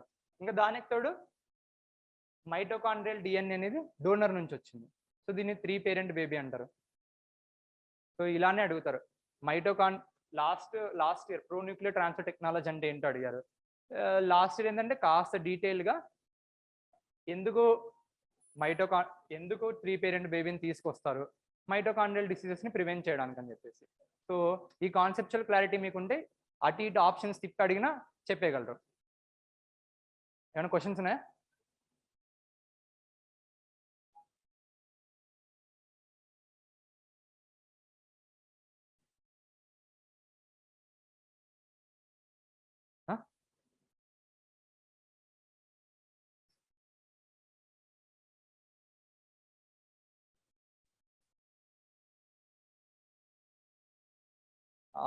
వాటర్ సెమ్ సెల్స్ అన్నారు, నెక్స్ట్ దానికే వస్తున్నా. ఇంకోటి can egg donor cow and surrogate cow be same అన్నాడు. ఉండొచ్చు, థియరిటికల్గా ఉండొచ్చు. మనం ఫర్టిలైజేషన్ చేసి మళ్ళీ దాంట్లోనే భూమిలో పెట్టచ్చు. It is theoretically possible, like థియరిటికల్గా చేయొచ్చు. So next what are stem cells అనే దానికి వెళ్తాం.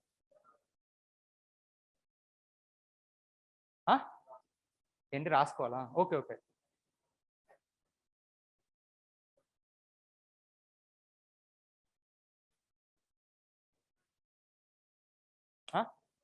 ఒక్కసారి బోన్ మ్యారో స్టెమ్ సెల్స్ వచ్చిన తర్వాత నీకు ఒకసారి క్లారిటీ వస్తుంది.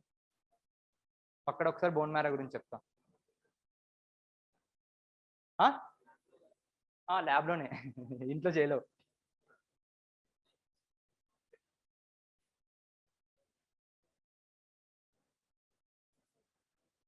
రాసుకున్నా?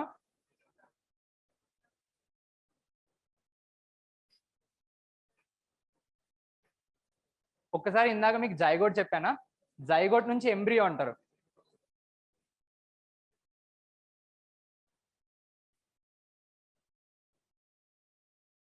జైగోట్ డివైడ్ అయ్యి ఎంబ్రియో వస్తుంది. సో ఈ ఎంబ్రియో సెల్స్ ని అన్డిఫరెన్షియేటెడ్ మాస్ ఆఫ్ సెల్స్ అంటారు, అంటే అన్ని సిమిలర్గా ఉండే సెల్స్ అని. సో దీంట్లో ఏం స్పెషలైజేషన్ రాలేదు. బైపీసీ వాళ్ళు వినింటారు ఈ term.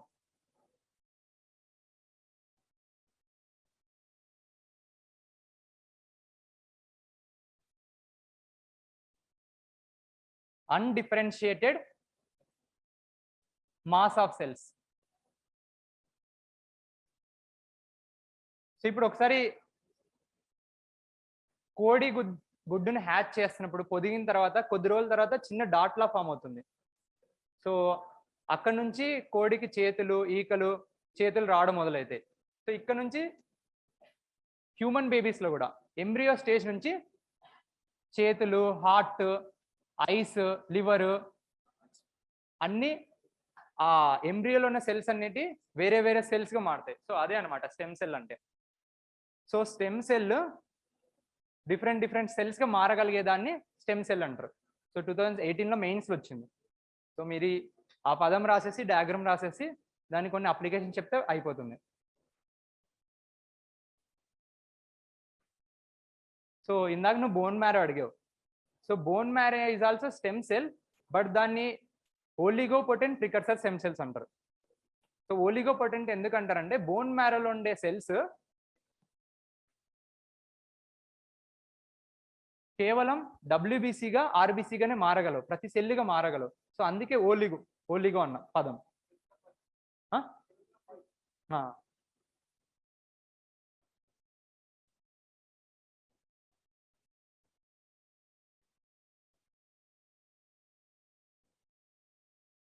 ఓలిగోపొటెంట్ precursor stem cells. So కొన్ని స్టెమ్ సెల్స్ ఏంటంటే ఎస్పెషల్లీ అంబలికల్ కార్డులు ఉన్నాయి కానీ, లేకుంటే మన మిల్క్ టీట్ పాల పన్ను కానీ, సో దాన్ని ప్లూరిపొటెంట్ స్టెమ్ సెల్స్ అంటారు. ఇప్పుడు చాలా మంది మీరు చూస్తూ ఉంటారు బ్యాంక్లో స్టోర్ చేస్తుంటారు లిక్విడ్ నైట్రోజన్లో. సో ఇంకా స్టెమ్ సెల్ టెక్నాలజీ అడ్వాన్స్ అయినప్పుడు ఆ అంబలికల్ కార్డులోంచి సెల్స్ తీసేసి కావాలంటే రేపొద్దున ఏదో ఒక టెక్నాలజీ డెవలప్ అయ్యి ఆ స్టెమ్ సెల్స్ నుంచి లివర్ తయారు చేశారనుకోండి, లివర్ లేదని ఇష్యూ వచ్చింది అనుకో డౌన్ ద లైన్ 50 years తర్వాత, సో ఆర్టిఫిషియల్ లివర్ చేసుకొని బాడీలో ఇన్సర్ట్ చేయొచ్చు. సో అందుకే ఇంత బ్యాంక్స్ వచ్చాయి, రిస్క్ తీసుకుంటున్నారు పేరెంట్స్ 50,000 30,000 పెట్టి. సో ఇప్పుడు ఏంటంటే మిల్క్ టీత్ కూడా స్టెమ్ సెల్స్ అంటున్నారు. సో మిల్క్ టీత్ని కూడా స్టోర్ చేస్తున్నారు. మీరు చాలా మంది డెంటిస్ట్ దగ్గరికి వెళ్ళినప్పుడు పెడుతున్నారు మిల్క్ టీత్ స్టోర్ చేసుకోవాలంటే స్టోర్ చేసుకోవచ్చు అని చెప్పేసి. ఇంకోటి ఏంటంటే ఇట్స్ లైక్ 2 chances. చిన్నప్పుడే డెసిషన్ తీసుకోలేకపోయారు అనుకోండి, బేబీ పుట్టినప్పుడే ఇంకోసారి ఛాన్స్ వచ్చినట్టు 5 years అప్పుడు మిల్క్ టీత్ ఊడుతూ ఉంటాయి చూసారా, అప్పుడు స్టోర్ చేసేసుకోవచ్చు. ఇంకొకటి ఎంబ్రియో సెల్స్ ని టోటిపోటెంట్ ప్రికర్సర్ స్టెమ్ సెల్స్ అంటారు. సో 3 types ఉన్నాయి. ఇప్పుడు నేను ఏం చెప్పా, ఆలిగోపొటెంట్ అన్న బోన్ మ్యారో, టోటిపోటెంట్ అన్న ఏది ఎంబ్రియో, ఇంకోటి ప్లూరిపోటెంట్ అన్న అంబలికల్ కార్డ్ కానీ మిల్క్ టూత్ కానీ. సో ఇప్పుడు అడ్వాన్స్మెంట్ ఎక్కడ జరుగుతుందంటే ఆల్రెడీ ఇక్కడ ఎంతమంది స్టోర్ చేశారు అంబలికల్ కార్డ్, ఎవరిదైనా స్టోర్ చేశారా? సో మనకు ఛాన్స్ లేదు. సో ఇప్పుడు మనకు స్టెమ్ సెల్స్ కావాలంటే ఏం చేయాలి? సో దాన్నే induced pluripotent precursor stem cells అంటారు. ఇప్పుడు ఏమవుతుందంటే ఎంబ్రియో సెల్స్ కాస్త ఇది రాస్తారా, క్లీన్ చేస్తాను.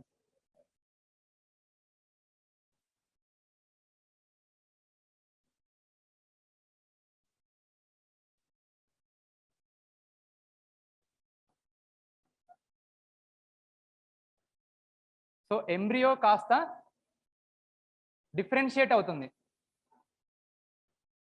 సో ఈ పదం చూడండి, డిఫరెన్షియేట్ అంటే రకరకాలుగా సెల్స్గా మారుతా ఉంది. లివర్ సెల్కి కానీ, హార్ట్ సెల్కి కానీ, స్కిన్ సెల్ కానీ ఎక్సెట్రా. సో ఇది న్యాచురల్గా అవుతా ఉంది. దిస్ ఈస్ హౌ న్యాచురల్గా మనం డిజైన్ చేయబడ్డాం. మనం దీన్ని న్యాచురల్గా ఇర్రివర్సిబుల్ అంటే ఇటు నుంచి ఇటు వెళ్తుంది కానీ ఇటు నుంచి ఇటు మార్చగలవు. సో ఆర్టిఫిషియల్గా ల్యాబ్లో మార్చడానికి ట్రై చేస్తూ ఉన్నారు. సో కాస్త సక్సెస్ ఉంది. సో ఇటు నుంచి ఇటు మార్చగలిగారు అనుకోండి, ఇప్పుడు నీ స్కిన్ నుంచి సెల్ తీస్తాం, సెల్ తీసి దాన్ని స్టెమ్ సెల్గా మార్చగలవు మళ్ళీ ఈ రివర్స్ వేలో రావడానికి. సో దట్ నీకు ఏదైనా లివర్ ప్రాబ్లం వచ్చిందనుకో, ఏదో ఒకటి ప్రాబ్లం వచ్చిందనుకో, ల్యాబ్లో ఆర్టిఫిషియల్ లివర్ని సింథసైజ్ చేస్తాం ఆ సెల్స్ని డివైడ్ అయ్యేలా చేసి. సో ఆ లివర్ని తీసుకొని వీ కెన్ ట్రాన్స్ప్లాంట్. సో దీన్ని induced pluripotent precursor stem cells.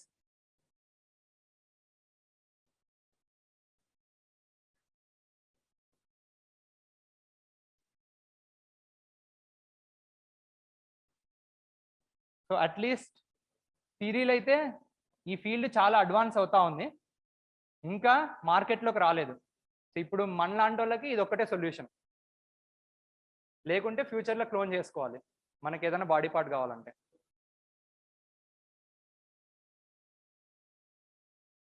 Okay,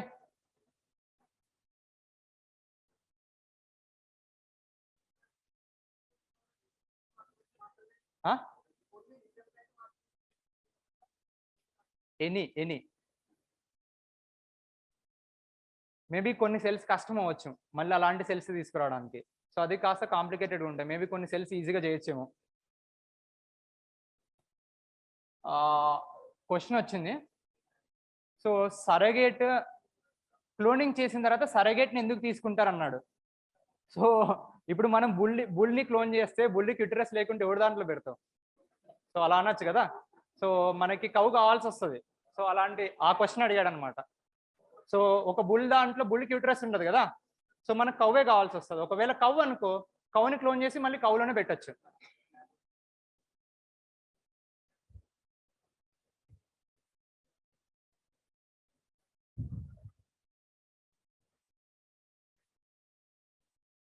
so ఇదే induced pluripotent precursor stem cells.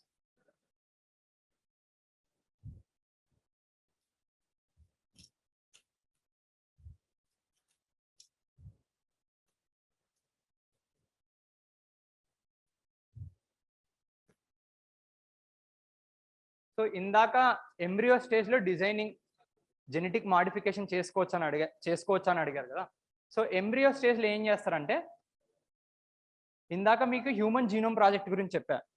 So మన ఎంబ్రియోలో కూడా డిఎన్ఏ సీక్వెన్స్ని, జీనోమ్ సీక్వెన్స్ని అనలైజ్ చేయొచ్చు అనమాట. సో సీక్వెన్స్ చేస్తారు. సీక్వెన్స్ చేసి ఎక్కడన్నా అనామిలీస్ ఉన్నాయా, సికిల్ సెల్ జీన్ ఉందా, లేకుంటే సికిల్ సెల్ ప్లేటర్ ఉందా, థాలసీమియా ఉందా, ఏదో ఒక జెనెటిక్ డిసీజ్, ఆటిజం వచ్చే ఛాన్స్ ఉందా, డిసేబిలిటీ వచ్చే ఛాన్స్ ఉందా, అది ఐడెంటిఫై చేస్తారు.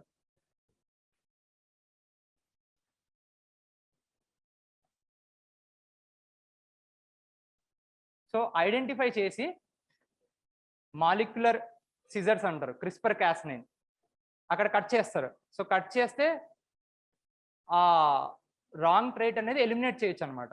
ఇప్పుడు కార్డియాక్ హైపర్ట్రోపీ అంటారు. సో కార్డియాక్ హైపర్ట్రోపీ వల్ల ఏమొస్తుందంటే హార్ట్ మజిల్ చాలా స్ట్రాంగ్ అవుతుంది. సో బ్లడ్ పంపింగ్ చాలా డిస్టర్బ్ అవ్వచ్చు. సో బ్లడ్ పంపింగ్ డిస్టర్బ్ అయితే మనకు ఆ జీన్ ట్రేట్ని తీసేయడానికి అనలైజ్ చేస్తారు ఎంబ్రియో స్టేజ్లో. అనలైజ్ చేసేసి ఆ ట్రేట్ని ఐడెంటిఫై చేసి క్రిస్పర్ కాస్9 వాడి వీ కెన్ ఎలిమినేట్. సో కేవలం నెగిటివ్కే వాడనవసరం లేదు, లైక్ కేవలం పాజిటివ్కే వాడనవసరం లేదు. ఇది మిస్యూజ్ కూడా చేయొచ్చు. సో దాన్ని డిజైనర్ బేబీ అంటారు.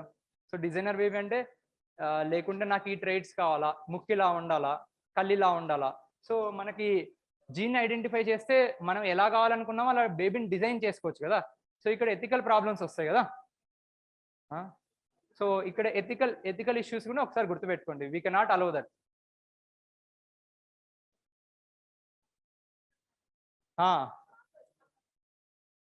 ఎథికల్ కన్సిడరేషన్స్ ఏం లేదు. సో అది కేవలం నెగిటివ్ ట్రైట్స్. ఎక్కడైతే మైటోకాండ్రియల్ డిఎన్ఏలో అనామలీస్ ఉంటే దాన్ని ప్రివెంట్ చేయడానికే వాడుతున్నాం కదా, అక్కడ ఎథికల్ ఇష్యూస్ ఏముండవు. క్లోనింగ్ లో మళ్ళీ ఎథికల్ ఇష్యూస్ ఉంటాయి.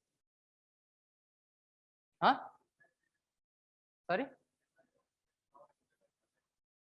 Designer baby. So designer baby అంటే ఇదే, మనం డిజైన్ చేసుకున్నట్లు ఎలాంటి ఫీచర్స్ ఉండాలా. సో నా ముక్కు కొచ్చగా ఉండాలా, నా కళ్ళు ఇలా ఉండాలా, చెవులు ఇలా ఉండాలని చెప్పేసి కంప్యూటర్లో డిజైన్ చేసేసి దాని తగ్గట్టుగా ఎడిట్ చేస్తాం ఎంబ్రియో డిఎన్ఏలో. సో ఎంబ్రియోలో ఇంకోటి ఏంటంటే ఎంబ్రియోలో సెల్స్ తక్కువ ఉంటాయి. సో సెల్స్ తక్కువ ఉండడం వల్ల ఈజీగా ఎడిట్ చేయొచ్చు. సో ఎడిట్ చేసేసి then we will again insert into the womb. So ఇందాక మీకు చెప్పే in vitro fertilisation. So we will insert into the womb.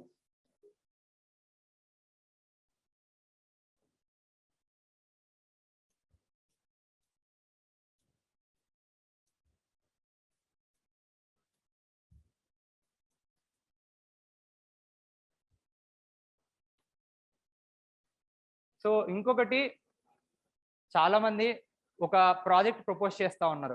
ఇప్పుడు మీకు హ్యూమన్ జీనోమ్ ప్రాజెక్ట్ లో $2 to $3 బిలియన్ ఖర్చు పెట్టారు. సో 1 trillion రిటర్న్స్ వచ్చాయి కంపెనీస్ పరంగా, బయోటెక్ కంపెనీస్. ఇప్పుడు ఫైజర్ కానీ మోడర్నా కానీ ఈ కంపెనీస్ అన్నిటికీ basis, research basis human genome project గురించి వచ్చింది. మన నేచర్లో యూకారియోటిక్ సెల్స్ ఉంటాయి, ఆర్గానిజమ్స్ ఉంటాయి, ప్రోకారియోటిక్ ఉంటాయి.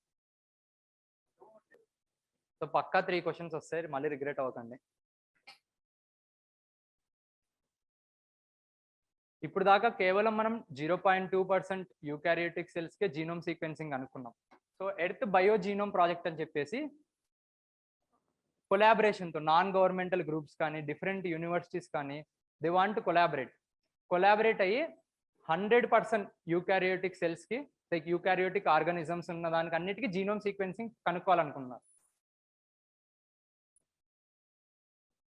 సో మీకు ఎగ్జామ్లో ఇలా అడగచ్చు, earth bio genome project is inter governmental అని చెప్పేసి. So it's not an inter government.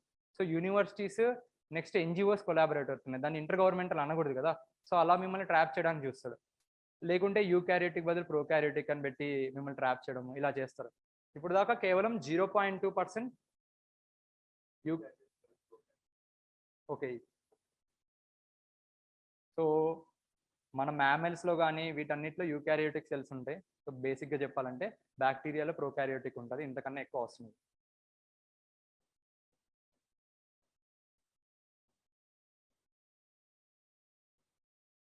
చూడండి, కేవలం ఒక హ్యూమన్కే ఇంత రిటర్న్స్ వచ్చాయి. ఉన్న అనిమల్స్ అన్నిటినీ మనం జీనోమ్ సీక్వెన్సింగ్ చేస్తే ఎంత స్పిల్ ఓవర్ ఎఫెక్ట్ ఉంటుంది. ఇప్పుడు వీటిని కానీ రాగిని కానీ జీనోమ్ సీక్వెన్సింగ్ చేశారనుకోండి, సో దాంట్లో డ్రాట్ రెసిస్టెంట్ రేట్ ఏంటి మనం ఐడెంటిఫై చేయొచ్చు. దాన్ని ఎలా తక్కువ వాటర్లో కూడా ఇది ఎలా బతకగలుగున్నా దానికి సంబంధించిన జీన్ పార్ట్ని ఐడెంటిఫై చేస్తే మనం కావాలంటే వేరే దానికి కూడా దాన్ని కాపీ పేస్ట్ చేయొచ్చు, ఆ ట్రేట్ రావడానికి, ఆ ఫీచర్స్ రావడానికి. సో ఈ project is like called as moon shot in biotechnology. ఎంత స్పిల్ ఓవర్ ఎఫెక్ట్ ఉంటుందని చెప్పేసి. లేకుంటే కన్జర్వేషన్ కూడా యూజ్ అవ్వచ్చు. ఇప్పుడు India can take the initiative. మనకు టైగర్, పికాక్ మన యూనిక్ అనిమల్స్. సో మనం మన రీసెర్చ్ ఇన్స్టిట్యూట్స్ వాడి we can make our own genome sequences of our animals. మన క్రాప్స్ కానీ, మనకు స్పెసిఫిక్ ఉన్న క్రాప్స్ కానీ, మన మిల్లెట్స్ కానీ జీనోమ్ సీక్వెన్సింగ్ చేసి దాన్ని క్లైమేట్ చేంజ్ రెసిలియంట్గా మార్చొచ్చు. సో దాని ప్రొడక్టివిటీ, వాతావరణం మారిన ప్రొడక్టివిటీ ఇంపాక్ట్ అవ్వకుండా, లేకుంటే వర్షం తక్కువ పడినగానే ప్రొడక్టివిటీ మెయింటైన్ అయ్యే విధంగా చేయొచ్చు. సో గుర్తుపెట్టుకోండి, ఇది ఒకటి లాస్ట్లో గుర్తు చేయమని చెప్పాను, నాకే గుర్తొచ్చి చెప్పేసా. ఈ క్వశ్చన్ అడగచ్చు.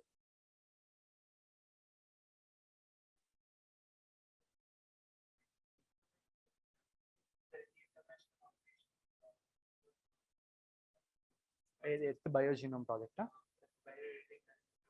లేదు, there is no single agency ఇలా మెయింటైన్ చేస్తుందండి. సో రెస్పెక్టివ్ కంట్రీస్ వాటి రెగ్యులేటరీ బాడీస్ చేసుకుంటాయి. సో ఒక యుఎన్ టైప్ ఆఫ్ బాడీ అయితే రెగ్యులేట్ చేయడానికి లేదు. సో ఇది కూడా అంతే. ఎర్త్ బయోజీనోమ్ ప్రాజెక్ట్ ఏంటంటే డిఫరెంట్ సైంటిస్టులు అందరూ ఒక కాన్ఫరెన్స్లో కనుక్కొని ఇలా చేస్తే బాగుంటుందని చెప్పేసి ప్రపోజ్ చేశారు. సో వాళ్ళు కాస్త మేబీ ఇండియాలో ఫండింగ్ తక్కువ ఉందనుకోండి, యూఎస్ యూనివర్సిటీస్లో ఉన్న ఫండింగ్ కాస్త మనకు డైవర్ట్ చేసి నో హౌ ఎలా సీక్వెన్స్ చేయాలి, దాన్ని ఎలా స్టోర్ చేయాలని చెప్పేసి హెల్ప్ చేస్తారు. సో ఆ కొలాబరేషన్ వర్క్ అవుతా ఉంది. లేదు అవసరం ఉండదు కదా. సో క్లోనింగ్ నీ జెనెటిక్కే కదా. సో నీ న్యూక్లీ తీసుకొని ఎగ్లో పెడతాం. క్లోనింగ్లో ఏం జీనోమ్ సీక్వెన్సింగ్ ఉండదు. జీనోమ్ సీక్వెన్సింగ్ నీకు ఎప్పుడు అవసరం అంటే ట్రైట్స్ ఎలా ఉన్నాయి కనుక్కోవడానికి, దాన్ని ఏమన్నా ఎడిట్ చేయాల్సిన అవసరం వస్తే అప్పుడు జీనోమ్ సీక్వెన్సింగ్ చేస్తారు.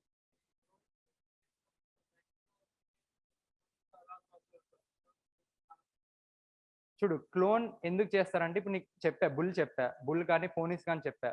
సో ఒక గుర్రం బాగా పర్ఫామ్ చేస్తుంది అనుకోండి రేస్లో, మన దాన్ని ఏం మార్చిన అవసరం లేదు. ఇట్స్ లైక్ పర్ఫెక్ట్గా మనకు కావాల్సినట్టు ఉంది. సో దాన్ని మళ్ళీ మార్చిన అవసరం లేదు. నెక్స్ట్ దాని ఆఫ్ స్ప్రింగ్. సో మనకు సేమ్ ఎగ్జాక్ట్ రెప్లికా కావాలి కాబట్టి మనం క్లోన్ చేస్తాం. న్యాచురల్ ఫర్టిలైజేషన్లో ఆపోజిట్ సెక్స్ జెనెటిక్ మెటీరియల్ కూడా వచ్చి కలుస్తూ ఉంది కదా. సో 23 క్రోమోజోమ్స్ అటు నుంచి 23 క్రోమోజోమ్స్ కలిసి జైగోట్ ఫామ్ అవుతుంది కదా. సో నీ జెనెటిక్ కంటెంట్, నీ pure genetic content will dilute. So నీ సేమ్ జెనెటిక్ కంటెంట్ కావాలి. సో నీ ఎగ్జాక్ట్ న్యూక్లే నీ బాడీలో ఉన్న న్యూక్లే సేమ్ అక్కడ రెప్లికేట్ అవ్వాలి, అప్పుడే నీ ఎగ్జాక్ట్ రైట్స్ వస్తాయి. లేకుంటే if it is a bull mail అనుకో, సో మెయిల్ ట్రైట్స్ అలాగే రావాలనుకో, సో నీకు అలాగే క్లోన్ చేయాల్సింది కదా. నువ్వు ఫిమేల్ దాంతో మళ్ళీ ఫర్టిలైజ్ చేసావనుకో, సో ఫిమేల్ ఫీచర్స్ కూడా ఫిమేల్ సైడ్ నుంచి కూడా వస్తాయి కదా. So you become diluted. So ఫీమేల్ని, సో మెయిల్ నుంచి డిఎన్ఏ కంటెంట్ తీస్తాం, న్యూక్లియే తీసి మనకు ఎగ్ కావాలి కదా. సో ఎగ్లో మనం డిఎన్ఏని ఇన్సర్ట్ చేస్తాం. సో ఆ న్యూక్లియర్లో ఉన్న డిఎన్ఏ తీస్తాం, కానీ మైటోకాండ్రియల్ డిఎన్ఏ అలాగే ఉంటుంది. దాని ఇన్ఫ్లుయెన్స్ అయితే కాస్ట్ ఉంటుంది. సో అది ఇందాక 3 పేరెంట్ బేబీలో ఎక్స్ప్లెయిన్ చేశాను కదా. సో మైటోకాండ్రియల్ డిఎన్ఏ డౌట్స్, ఎక్కడ డౌట్స్ చెప్పండి.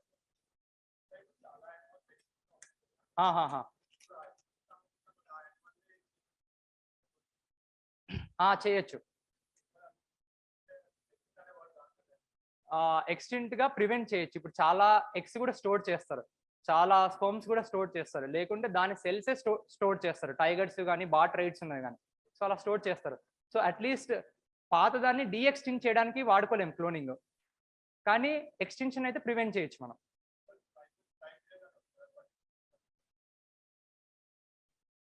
కాస్తంగా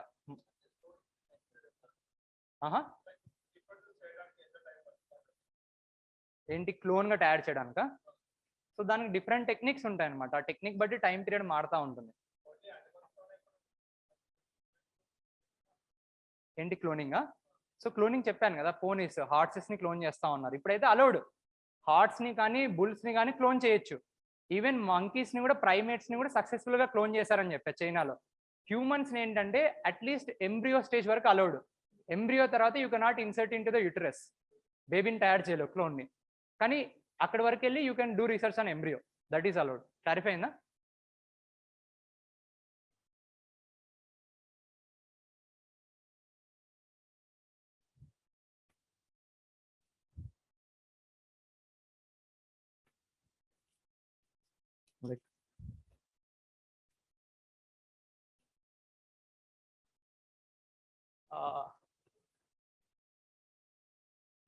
ఇందాక జీన్ సీక్వెన్స్ గురించి చెప్పాను మీకు.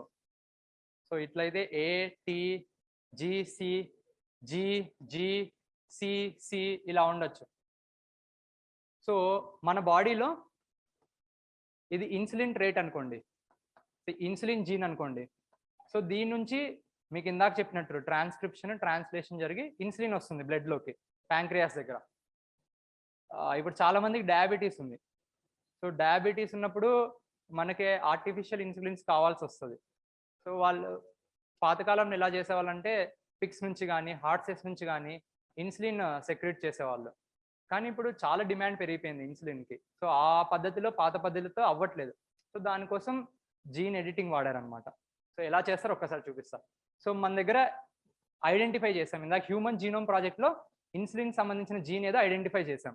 సో ఐడెంటిఫై చేసి ఒక బ్యాక్టీరియా తీసుకుంటాం. So bacteria is also single celled. So దాంట్లో కూడా డిఎన్ఏ ఉంటుంది. సో న్యూక్లియస్ లో డిఎన్ఏ ఇది అనుకోండి,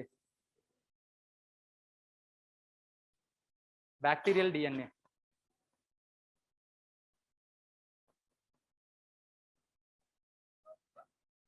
సో మనకి ఇన్సులిన్ జీన్ని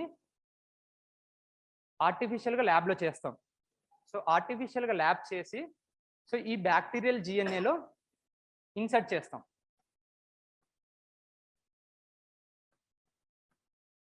సో ఇన్సర్ట్ చేసినప్పుడు బ్యాక్టీరియా కూడా తనకి ఆల్రెడీ కోడ్ అయింది, so insulin code. So it will start secreting insulin. So అలా మనం చాలా ఎక్కువ ఇన్సులిన్ని సెక్రెట్ చేయొచ్చు అనమాట compare to natural ways. So ఇక్కడ జీన్ ఎడిటింగ్ ఇలా అప్లికేషన్ వాడచ్చు. ఇలా చేసిన దాన్ని హ్యూమిలిన్ అంటారు. సో హ్యూమన్ యొక్క ఇన్సులిన్ని ఆర్టిఫిషియల్ వేలో చేసిన దాన్ని హ్యూమిలిన్ అంటారు. సో డాక్టర్లకు తెలిసి ఉంటుంది.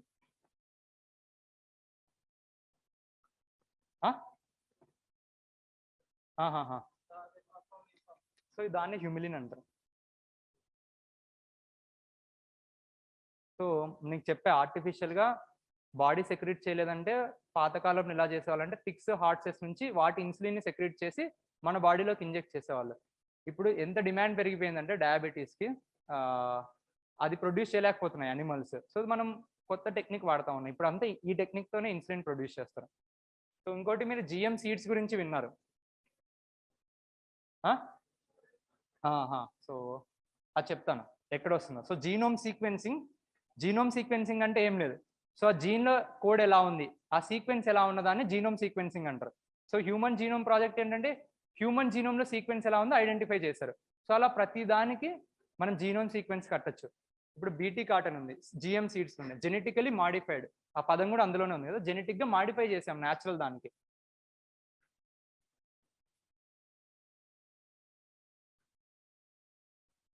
BT cotton.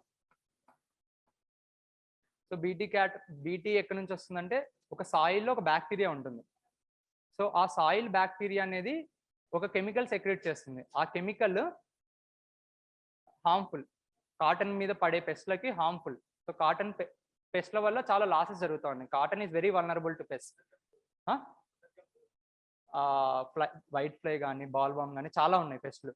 సో అవన్నీ ఈ సాయిల్ బ్యాక్టీరియం సెక్రెట్ చేసే కెమికల్ తింటే చనిపోతుంది. సో ఈ సైంటిస్టులు అబ్జర్వ్ చేస్తారు. వాళ్ళు ఏం చేస్తారంటే బ్యాసిల్లస్ తురింజెస్ అంటారు. సో బీటీ, సో దాని నుంచి ఆ ప్రోటీన్ ప్రొడ్యూస్ చేస్తుంది. ఆ కెమికల్ చూసావా తిని చనిపోయగలిగేది. సో ఆ ప్రోటీన్ సంబంధించిన జీన్ ఎలాగైతే ఇన్సులిన్ తీసుకున్నారో, సో ఆ జీన్ని తీసుకొని కాటన్కి సంబంధించిన జీన్ ఉంటుంది చూసావా, కాటన్ సీడ్ది. సో దాంట్లో ఇన్సర్ట్ చేశారు. అప్పుడు ఏమైందంటే దానికి బీటీ జీన్ అనేది యాడ్ అయింది.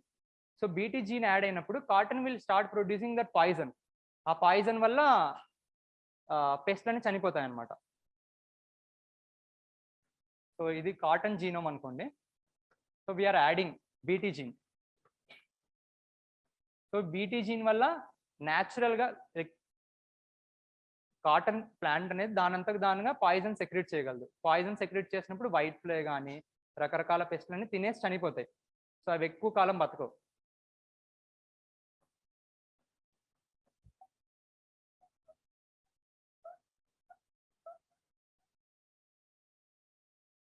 So this is BT cotton. So ఇంకొకటి మీరు జిఎం మస్టర్డ్ గురించి వింటారు, బీటీ బ్రింజాల్ గురించి వింటారు, సో జిఎం కార్న్ గురించి కూడా వింటారు. సో ముఖ్యంగా బీటీ కాటన్ ఒకటి, జిఎం మస్టర్డ్ ఒకటి, రెండు ఇంపార్టెంట్. సో జిఎం మస్టర్డ్ అనేది ఢిల్లీ యూనివర్సిటీ వాళ్ళు రీసెర్చ్ చేసి కనుక్కున్నారు. సో అది డైరెక్ట్ క్వశ్చన్ అడిగారు 2018లో. సో జిఎం మస్టర్డ్లో ఏం చేస్తారంటే మస్టర్డ్ అనేది సెల్ఫ్ పాలినేషన్ జరుగుతుంది. సెల్ఫ్ పాలినేషన్ జరగడం వల్ల జెనెటిక్ డైవర్సిటీ తగ్గిపోతుంది, ప్రొడక్టివిటీ తగ్గిపోతుంది. సో మనం సెల్ఫ్ పాలినేషన్ని న్యాచురల్గా జరిగే సెల్ఫ్ పాలినేషన్ని ప్రివెంట్ చేయాలి. సో ప్రివెంట్ చేయాలంటే మనం జీన్ ఎడిటింగ్ చేసి క్రాస్ పాలినేషన్ అయ్యే విధంగా చేస్తాం. సో ఈ జిఎం మస్టర్డ్ అనేది క్రాస్ పాలినేటెడ్.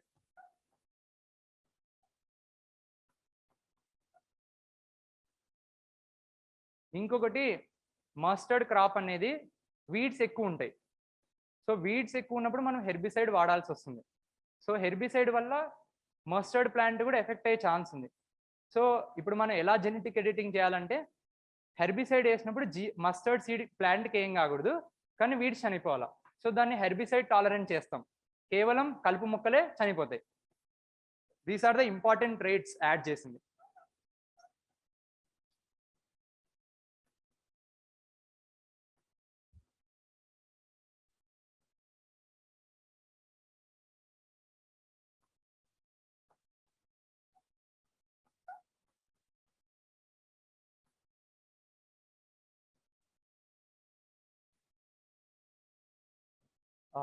వన్ ఆర్గ్యుమెంట్ ఏంటంటే మనం ఆయిల్ చాలా ఫారిన్ నుంచి ఇంపోర్ట్ చేసుకుంటా ఉన్నాం. సో మన ట్రేడ్ డెఫిసిట్ కానీ పెరిగిపోతా ఉంది. సో జిఎం మస్టర్డ్ వల్ల ప్రొడక్టివిటీ పెరిగి మనం ఫారిన్ డిపెండెన్స్ తగ్గిపోతుందని చెప్పేసి, ఇప్పుడు ఇన్ఫ్లేషన్ కూడా చాలా కారణం కదా మనం ఫారిన్ ఆయిల్ మీద డిపెండ్ అవ్వడం వల్ల. సో దాన్ని ప్రివెంట్ చేయడానికి జిఎం మస్టర్డ్ ఇంట్రడ్యూస్ చేయాలని చెప్పేసి చాలా మంది ఇన్ ఫేవర్గా ఆర్గ్యూ చేస్తారు జిఎం మస్టర్డ్. ఇంకోటి ఏంటంటే దీస్ ఆర్ స్పెసిఫిక్ ఇంప్రూవ్మెంట్స్. అన్ని వాటిలో సమ్ జనరల్ ఇంప్రూవ్మెంట్స్ ఉంటాయన్నమాట. ప్రొడక్టివిటీ పెరిగిద్ది.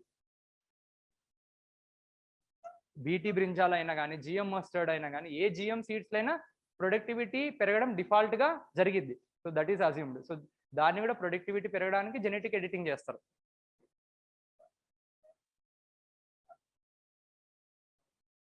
సో బీటీ కాటన్ అలో చేశారు.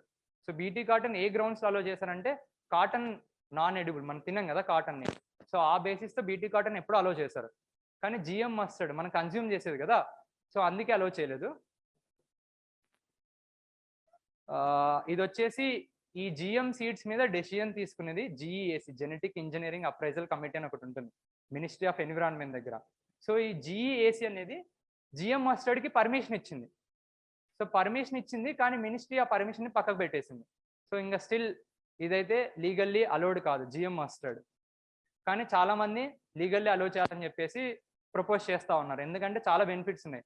ప్రొడక్టివిటీ పెరిగిద్ది, ఫార్మర్స్ కి పెస్టిసైడ్ ఖర్చు తగ్గిపోతా ఉంది, అండ్ కన్సిస్టెంట్ గా ప్రొడక్టివ్ ఉంటే మేలు కదా, ఒక్కొక్క ఇయర్ కి ఇన్కమ్ మారకుండా ఉంటుంది. ఇంకోటి ఫారిన్ డిపెండెన్స్ తగ్గిపోద్ది.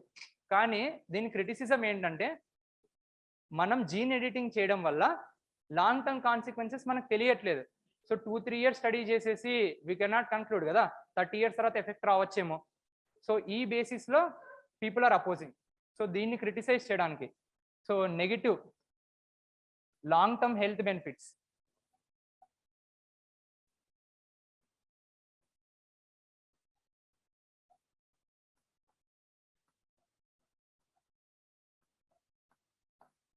ఇంకోటి ఏంటంటే జెనెటిక్ డైవర్సిటీ తగ్గిపోతా ఉంది మన సీడ్స్ లో. అన్ని జిఎం సీడ్స్ అయిపోతే నేటివ్ వెరైటీస్ ఉంటాయి. ఇప్పుడు రైస్ లో మన ఒక్కొక్క మూలన ఒక్కొక్క నేటివ్ వెరైటీ ఉంది.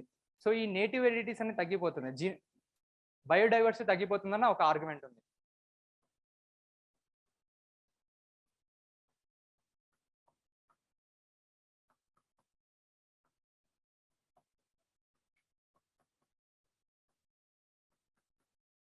ఇంకోటి ఏంటంటే ఈ బీటీ కాటన్ కానీ జిఎం సీడ్స్ అన్ని కానీ పెద్ద పెద్ద ఎంఎన్సీస్ తయారు చేస్తాయి. మొన్సాంటో పేరు అంటారు, చాలా నెగిటివ్ గా పబ్లిసిటీ ఉంది ఆ కంపెనీ మీద. సో ఫార్మర్స్ ని ఎక్స్ప్లాయిట్ చేసిద్దని చెప్పేసి, ఫార్మ్ ల్యాండ్ ని ఎక్స్ప్లాయిట్ చేసిద్దని చెప్పేసి ఫార్మర్స్ నుంచి ల్యాండ్ లాగేసుకున్న కేసెస్ కూడా ఉన్నాయి సౌత్ అమెరికాలో. సో వాళ్ళు ఏం చేస్తారంటే వాళ్ళు జెనెటిక్ మాడిఫికేషన్ చేస్తున్నప్పుడు they will add a trait. ఆ ట్రైట్ వల్ల దాన్ని టర్మినేటెడ్ సీడ్స్ అంటారు. ఆ ట్రైట్ ఏం చేస్తుందంటే ఆ జిఎం సీడ్స్ నుంచి వచ్చే మళ్ళీ సీడ్స్ వస్తాయి చూసారా, ఆ సీడ్స్ మళ్ళీ రీప్రొడ్యూస్ కి పనికిరావు. ఇప్పుడు మనది ఏంది, సీడ్స్ ఒక చెట్టు నుంచి సీడ్స్ వచ్చాయనుకోండి, మీరు మొక్క పెట్టి నాడితే ప్లాంట్ వచ్చింది, మళ్ళీ ఆ సీడ్స్ తీసుకొని మళ్ళీ నాడితే ఇంకో ప్లాంట్ వస్తుంది. కానీ ఈ జిఎం సీడ్స్ నుంచి వచ్చిన సీడ్స్ మళ్ళీ రీప్రొడ్యూస్ కి పనికిరావు. సో దాన్ని టర్మినేటెడ్ సీడ్స్ అంటారు. It will terminate, it cannot again reproduce. So అలా చేయడం వల్ల ఏమవుతుందంటే కంపెనీ మీదే మనం డిపెండ్ అవ్వాల్సి వస్తుంది, వాళ్ళ దగ్గరే ప్రతిసారి కొనాల్సి వస్తుంది. సో మనం farm saved seeds last time ఎప్పుడైతే పండించామో అవే తీసుకెళ్ళి మనం నాటుకోలేం. సో ఆ కంపెనీ లూప్ లో ఉంటాం. సో ఈ మొన్సాంటో కంపెనీస్ విడిగా నెక్స్ట్ టైం సీడ్స్ రేట్ పెంచొచ్చు, ఎందుకంటే ఫుల్ డిపెండెన్స్ వాళ్ళ మీద ఉంటది కదా. జిఎం రబ్బరా? సో జిఎం రబ్బరు అంత మార్కెట్లోకి రాలేదు.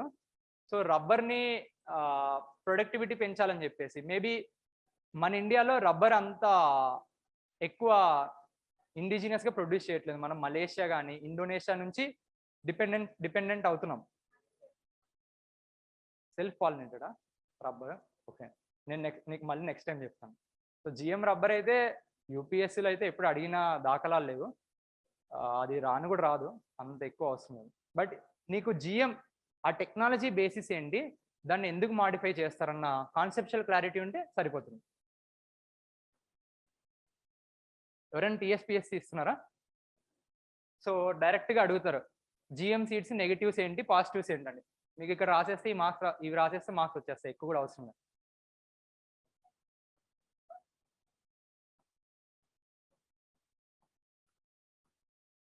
టర్మినేటెడ్ సీట్స్ వల్ల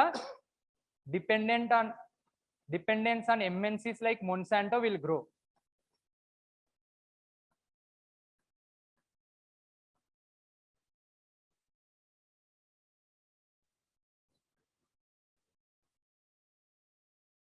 ఏంటి జిఎం సీడ్స్ వాడేటప్పుడు సో అవన్నీ ఫ్యాక్టరింగ్ చేసుకొని ఉంటారు. ఇందాక నీకు చెప్పా మేబీ ఒక రైస్ వెరైటీ టెక్స్చర్ బాగుంటుంది తినడానికి, కానీ అది వాటర్ ఉంటేనే పెరుగుతుంది అనుకో.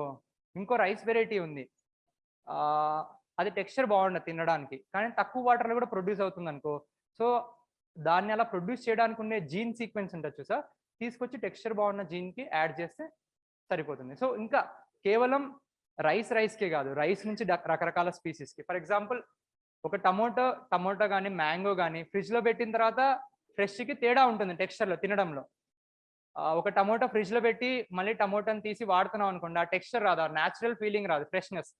ఇప్పుడు అంటార్టికాలో ఒక ఫిష్ ఉంది, సో అంటార్టికాలో ఫిష్ ఆ కోల్డ్ క్లైమేట్లో కూడా బతకగలుగుతుంది. సో దే సెక్రేట్ ప్రోటీన్స్ దాని ఫ్రెష్నెస్ని కాపాడుకోవడానికి, ఆ కోల్డ్ క్లైమేట్లో కూడా దాని టెక్స్చర్ని అలాగే కాపాడుకోవడానికి. మనం ఇప్పుడు ఏం చేస్తామంటే, సో అంటార్టికాలో ఆ ఫిష్ అలా ఎలా ఉండగలుగుతుంది, దానికి సంబంధించిన జీన్ ఉంటుంది చూసారు వెనకాల కోడ్, అది తీసుకొచ్చి we will insert into the tomato. So దాన్ని జిఎం టమాటో అనొచ్చు.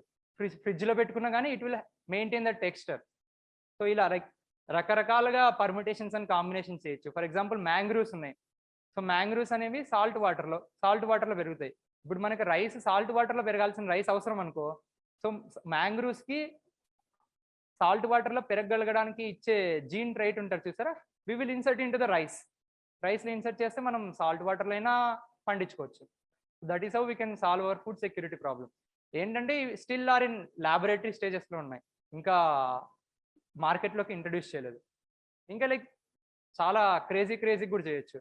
ఇప్పుడు పిల్లి ఎలుక ఉంది, సో ఎలుకకి పిల్లి అంటే న్యాచురల్గా భయం.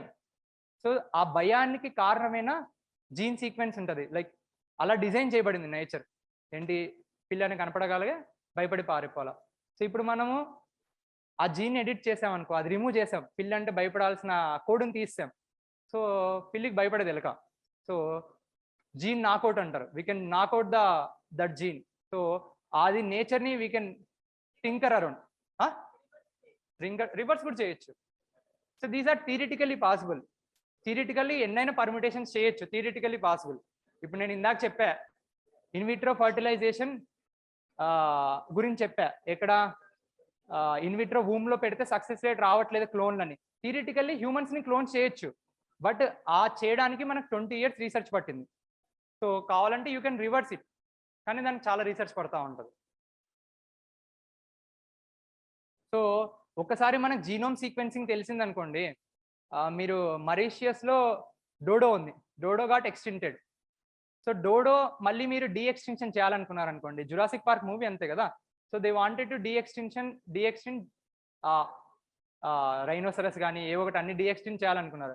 వాళ్ళు ఏం చేస్తారంటే ఇప్పుడు నేచర్లో క్లోజ్గా ఉన్న స్పీసీస్ని ఐడెంటిఫై చేస్తారు.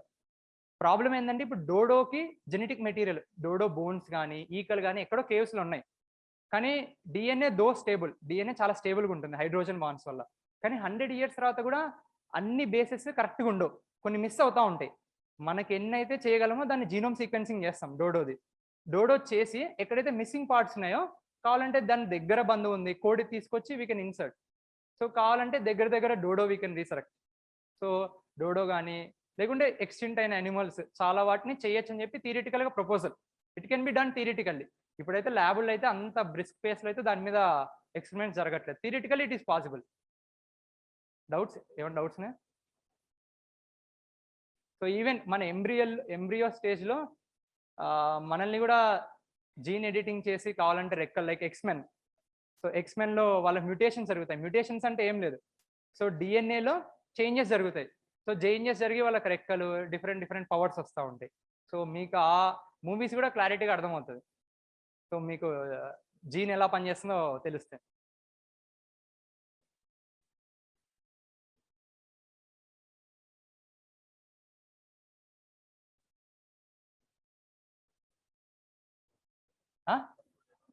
చాలా టైం అయిందా? నాను వద్దా రేపు చెప్దాం. నాను లైక్ ఎంఆర్ఎన్ఏ ఉంది, క్రిస్పర్ క్యాస్నైన్ ఉంది, నానో టెక్నాలజీ ఉంది. క్రిస్పర్ క్యాస్నైన్ ఒకటి చెప్పనా? ఒక్క నిమిషం. సో క్రిస్పర్ క్యాస్నైన్తో ఈరోజు ఎండ్ చేసేస్తా.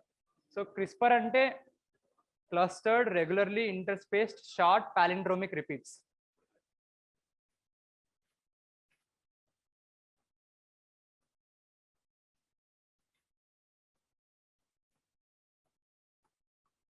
సో ఎవ్రీ ఆల్టర్నేట్ ఇయర్ చాలా ఈజీ క్వశ్చన్స్ పడతా ఉన్నది ఈ ఏరియా నుంచి.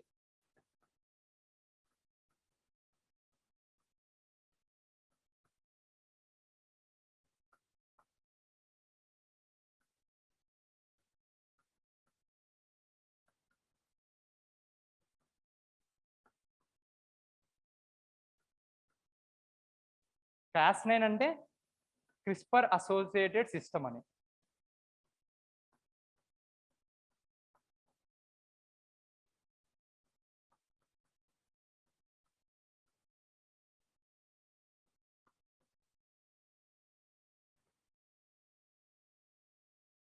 ఒక్కసారి బ్రీఫ్గా ఇమ్యూనిటీ ఎలా వర్క్ చేస్తుందో ఎక్స్ప్లెయిన్ చేస్తా, అప్పుడు మీకు ఇది కూడా కొంచెం క్లారిటీ వస్తుంది.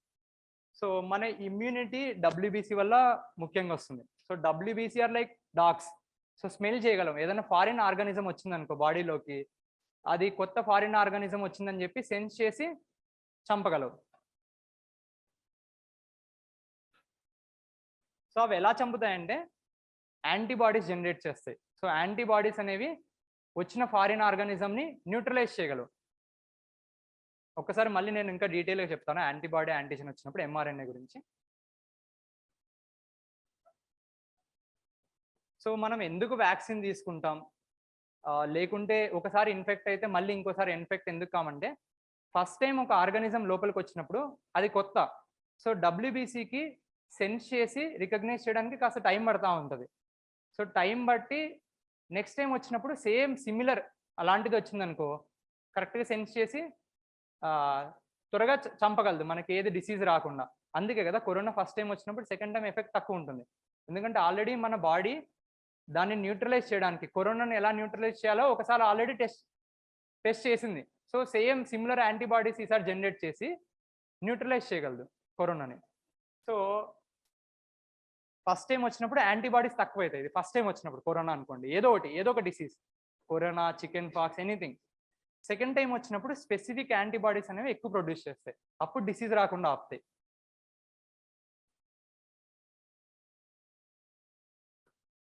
సో ఒక బ్యాక్టీరియా అనేది బ్యాక్టీరియాని వైరస్ కూడా ఇన్ఫెక్ట్ చేస్తుంది.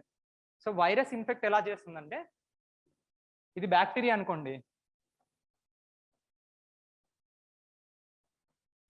మీరు చూసింటారు కరోనాకి క్రోన్స్ ఉంటాయి. సో ప్రతి వైరస్కి they have a key.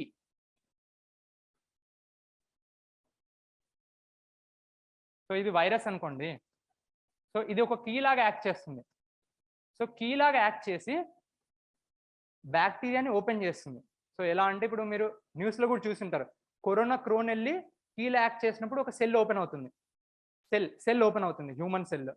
So ఇక్కడ కీ లాగా ఉంటుంది, దాన్ని ACE2 రిసెప్టర్ కూడా అంటారు. మన ACE2 రిసెప్టర్ లాస్ట్ ఇయర్ ఎగ్జామ్లోకి వచ్చింది. ACE రిసెప్టర్ అంటే ఏం లేదు, it's like lock. So corona ఉన్న కీ వచ్చేసి మనల్ని ఓపెన్ చేస్తుంది లాక్ లాగా. సో అప్పుడు ఏం చేయగలదంటే, వైరస్కి జెనెటిక్ మెటీరియల్ ఉంటుంది RNA, సో దాన్ని వైరల్ RNA అంటారు. సో ఈ వైరల్ RNA కాస్త బ్యాక్టీరియాలోకి పంప్ చేస్తుంది. సో పంప్ చేసేసిన తర్వాత ఈ RNA కాస్త రివర్స్ వేలో, రివర్స్ ట్రాన్స్క్రిప్షన్. సో ఇందాక మీకు చెప్పా transcription, reverse transcription. So reverse ట్రాన్స్క్రిప్షన్లో RNA నుంచి DNA మారుతుంది. సో ఆ డిఎన్ఏ కాస్త మన బాడీలోకి ఇంటిగ్రేట్ అయిపోతుంది. సో అప్పుడు మనం ఇన్ఫెక్ట్ అయిపోయినట్లు. అలా ఇన్ఫెక్షన్ ఎందుకు చేస్తుందంటే వైరస్ తనంతకు తానుగా రెప్లికేట్ అవ్వదు. It needs some other host, parasite లాగా. సో ఇంటిగ్రేట్ చేసిన తర్వాత మన బాడీ ఏం చేస్తుందంటే it will start producing virus. So virus మన బాడీ మన సెల్లే ప్రొడ్యూస్ చేస్తుంది. This is the way how virus hijacks. So bacteria అనేది వీటి వైరస్ ఇన్ఫెక్షన్స్ నుంచి తట్టుకునే విధంగా అడాప్ట్ అయ్యాయి. ఎలా అడాప్ట్ అయ్యాయి అంటే బ్యాక్టీరియాలో సైటోప్లాజం ఉంటుంది. సైటోప్లాజంలో పోలీసింగ్ ప్రోటీన్స్ ఉంటాయి. పోలీస్ లాగా యాక్ట్ చేస్తూ ఉంటాయి. ఏదైనా కొత్తది వచ్చిందనుకో they will sense it. Sense చేసి ఇప్పుడు నేను ఏదైతే ఇంటిగ్రేట్ అవుతామని చూసానో డిఎన్ఏ, ఆ డిఎన్ఏని కట్ చేస్తాయి. సో ఇలా కట్ చేసేదాన్ని సైంటిస్టులు ఇన్స్పైర్ అయ్యారు. సో ఒక బ్యాక్టీరియాలో ఎలా జరుగుతుంది we can somehow replicate it in humans అని చెప్పేసి. సో ఆ కట్ చేసే పోలీసింగ్ ప్రోటీన్నే ఎండోన్యూక్లియసెస్ అంటారు. సో దాన్నే క్యాస్నైన్ అంటారు. సో మనం ఒక జీన్ ఎడిట్ చేయాలనుకో, ఒక ఎంబ్రియో స్టేజ్లో ఒక జీన్ ఎడిట్ చేయాలా, ఏదో ఒక జీన్ని నాకౌట్ చేద్దాం అనుకున్నాం. సో దానికి నాకౌట్ చేయడానికి ఏం చేయాలంటే ఒక స్టేజ్ ఉంటుంది. ఎలా స్టార్ట్ అవుతుందంటే ఇది ఇక్కడ వరకు అర్థం ఉందా, వైరస్ బ్యాక్టీరియా. సో అలా కట్ చేయాలి మనం, ఒక జీఎన్ఏ సీక్వెన్స్ని కట్ చేయాలి. సో దానికి మనం పోలీసింగ్ ప్రోటీన్ వాడాల్సి ఉంటుంది. సో ఆ పోలీసింగ్ ప్రోటీన్ క్యాస్నైన్. సో ఎగ్జామ్లో డైరెక్ట్ అడిగారు వాట్ ఈస్ క్యాస్నైన్ అని. ఇట్స్ అన్ ఎండోన్యూక్లియస్, కట్ చేయడానికి వాడతారు.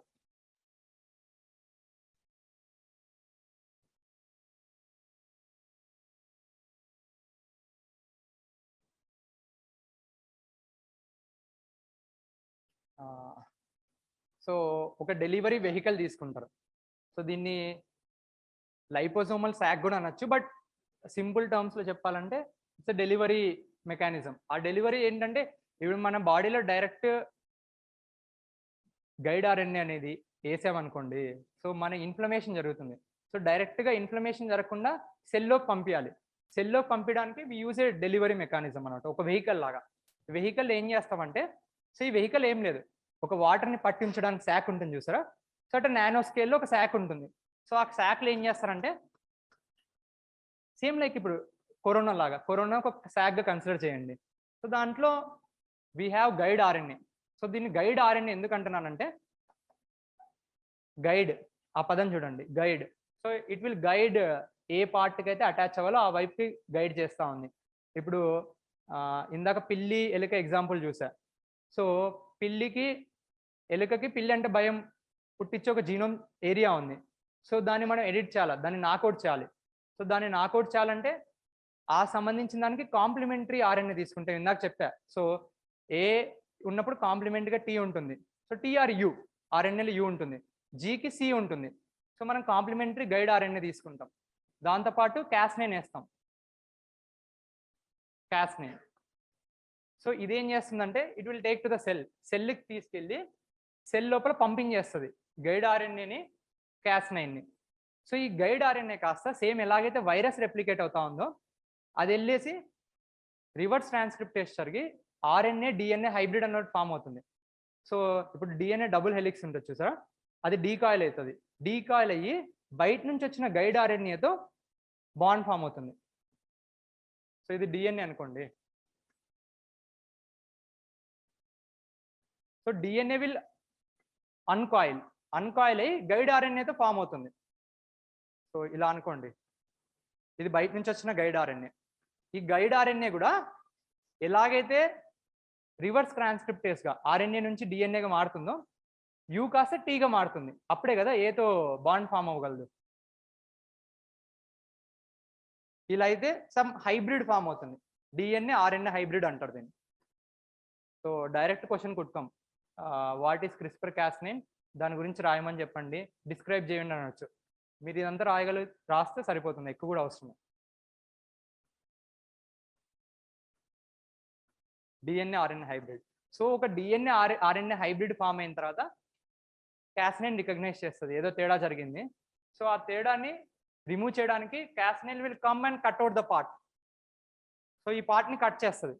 సో ఈ పార్ట్ని కట్ చేసిన తర్వాత న్యాచురల్ వేలో మళ్ళీ హీలింగ్ జరుగుతూ ఉంది. సో ఈ హీలింగ్ జరిగేటప్పుడు ఎర్రర్ ఏదైనా ఉంటే కరెక్ట్ అయిపోతుంది. సో ఇప్పుడు నీకు చెప్పా కార్డియాక్ హైపర్ట్రోపీ ఉంది, సికిల్ సెల్ ఉంది, థాలసీమియా ఉంది. సో దానికి సంబంధించిన గైడ్ ఆర్ఎన్ఏ పంపిస్తాం, స్పెసిఫిక్ గైడ్ ఆర్ఎన్ఏ వెళ్తుంది, డిఎన్ఏ ఆర్ఎన్ఏ హైబ్రిడ్ ఫామ్ అవుతుంది ఎంబ్రియో స్టేజ్లోనే, జీని రిమూవ్ చేస్తుంది. సో నెక్స్ట్ పుట్టబోయే ఆఫ్ స్ప్రింగ్కి, ఆ ఎంబ్రియో నుంచి వచ్చే ఆఫ్ స్ప్రింగ్కి డిసీజెస్ ఉండవు. సో ఇట్లా క్రిస్పర్ కాస్9 పనిచేస్తుంది. సో దీనికి 2 years బ్యాక్ నోబెల్ ప్రైజ్ కూడా వచ్చింది. ఓకే, ఏమైనా డౌట్స్ ఉన్నాయా CRISPR కాస్9లో?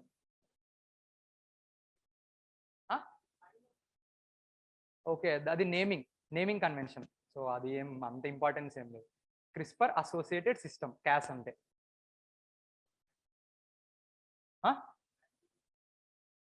Bacteria like virus బ్యాక్టీరియాని infect చేస్తుంది. సో కొన్ని బ్యాక్టీరియాలు వైరస్ కాన్సన్ట్రేషన్ తగ్గిగలవు, అలా జరుగుతుంది కానీ బట్ వైరస్ అయితే బ్యాక్టీరియాని ఇన్ఫెక్ట్ చేస్తుంది. సో ఎలా తగ్గిగలవు అంటే లైక్ దే సెక్రేట్ ఏదో ఒక కెమికల్ సెక్రేట్ చేసి వైరల్ కాన్సన్ట్రేషన్ తగ్గిగలవు. సో అలా తగ్గిగలవు. ఏమైనా డౌట్స్ ఉన్నాయా? వైండ్ అప్ చేస్తుంది. ఓకే.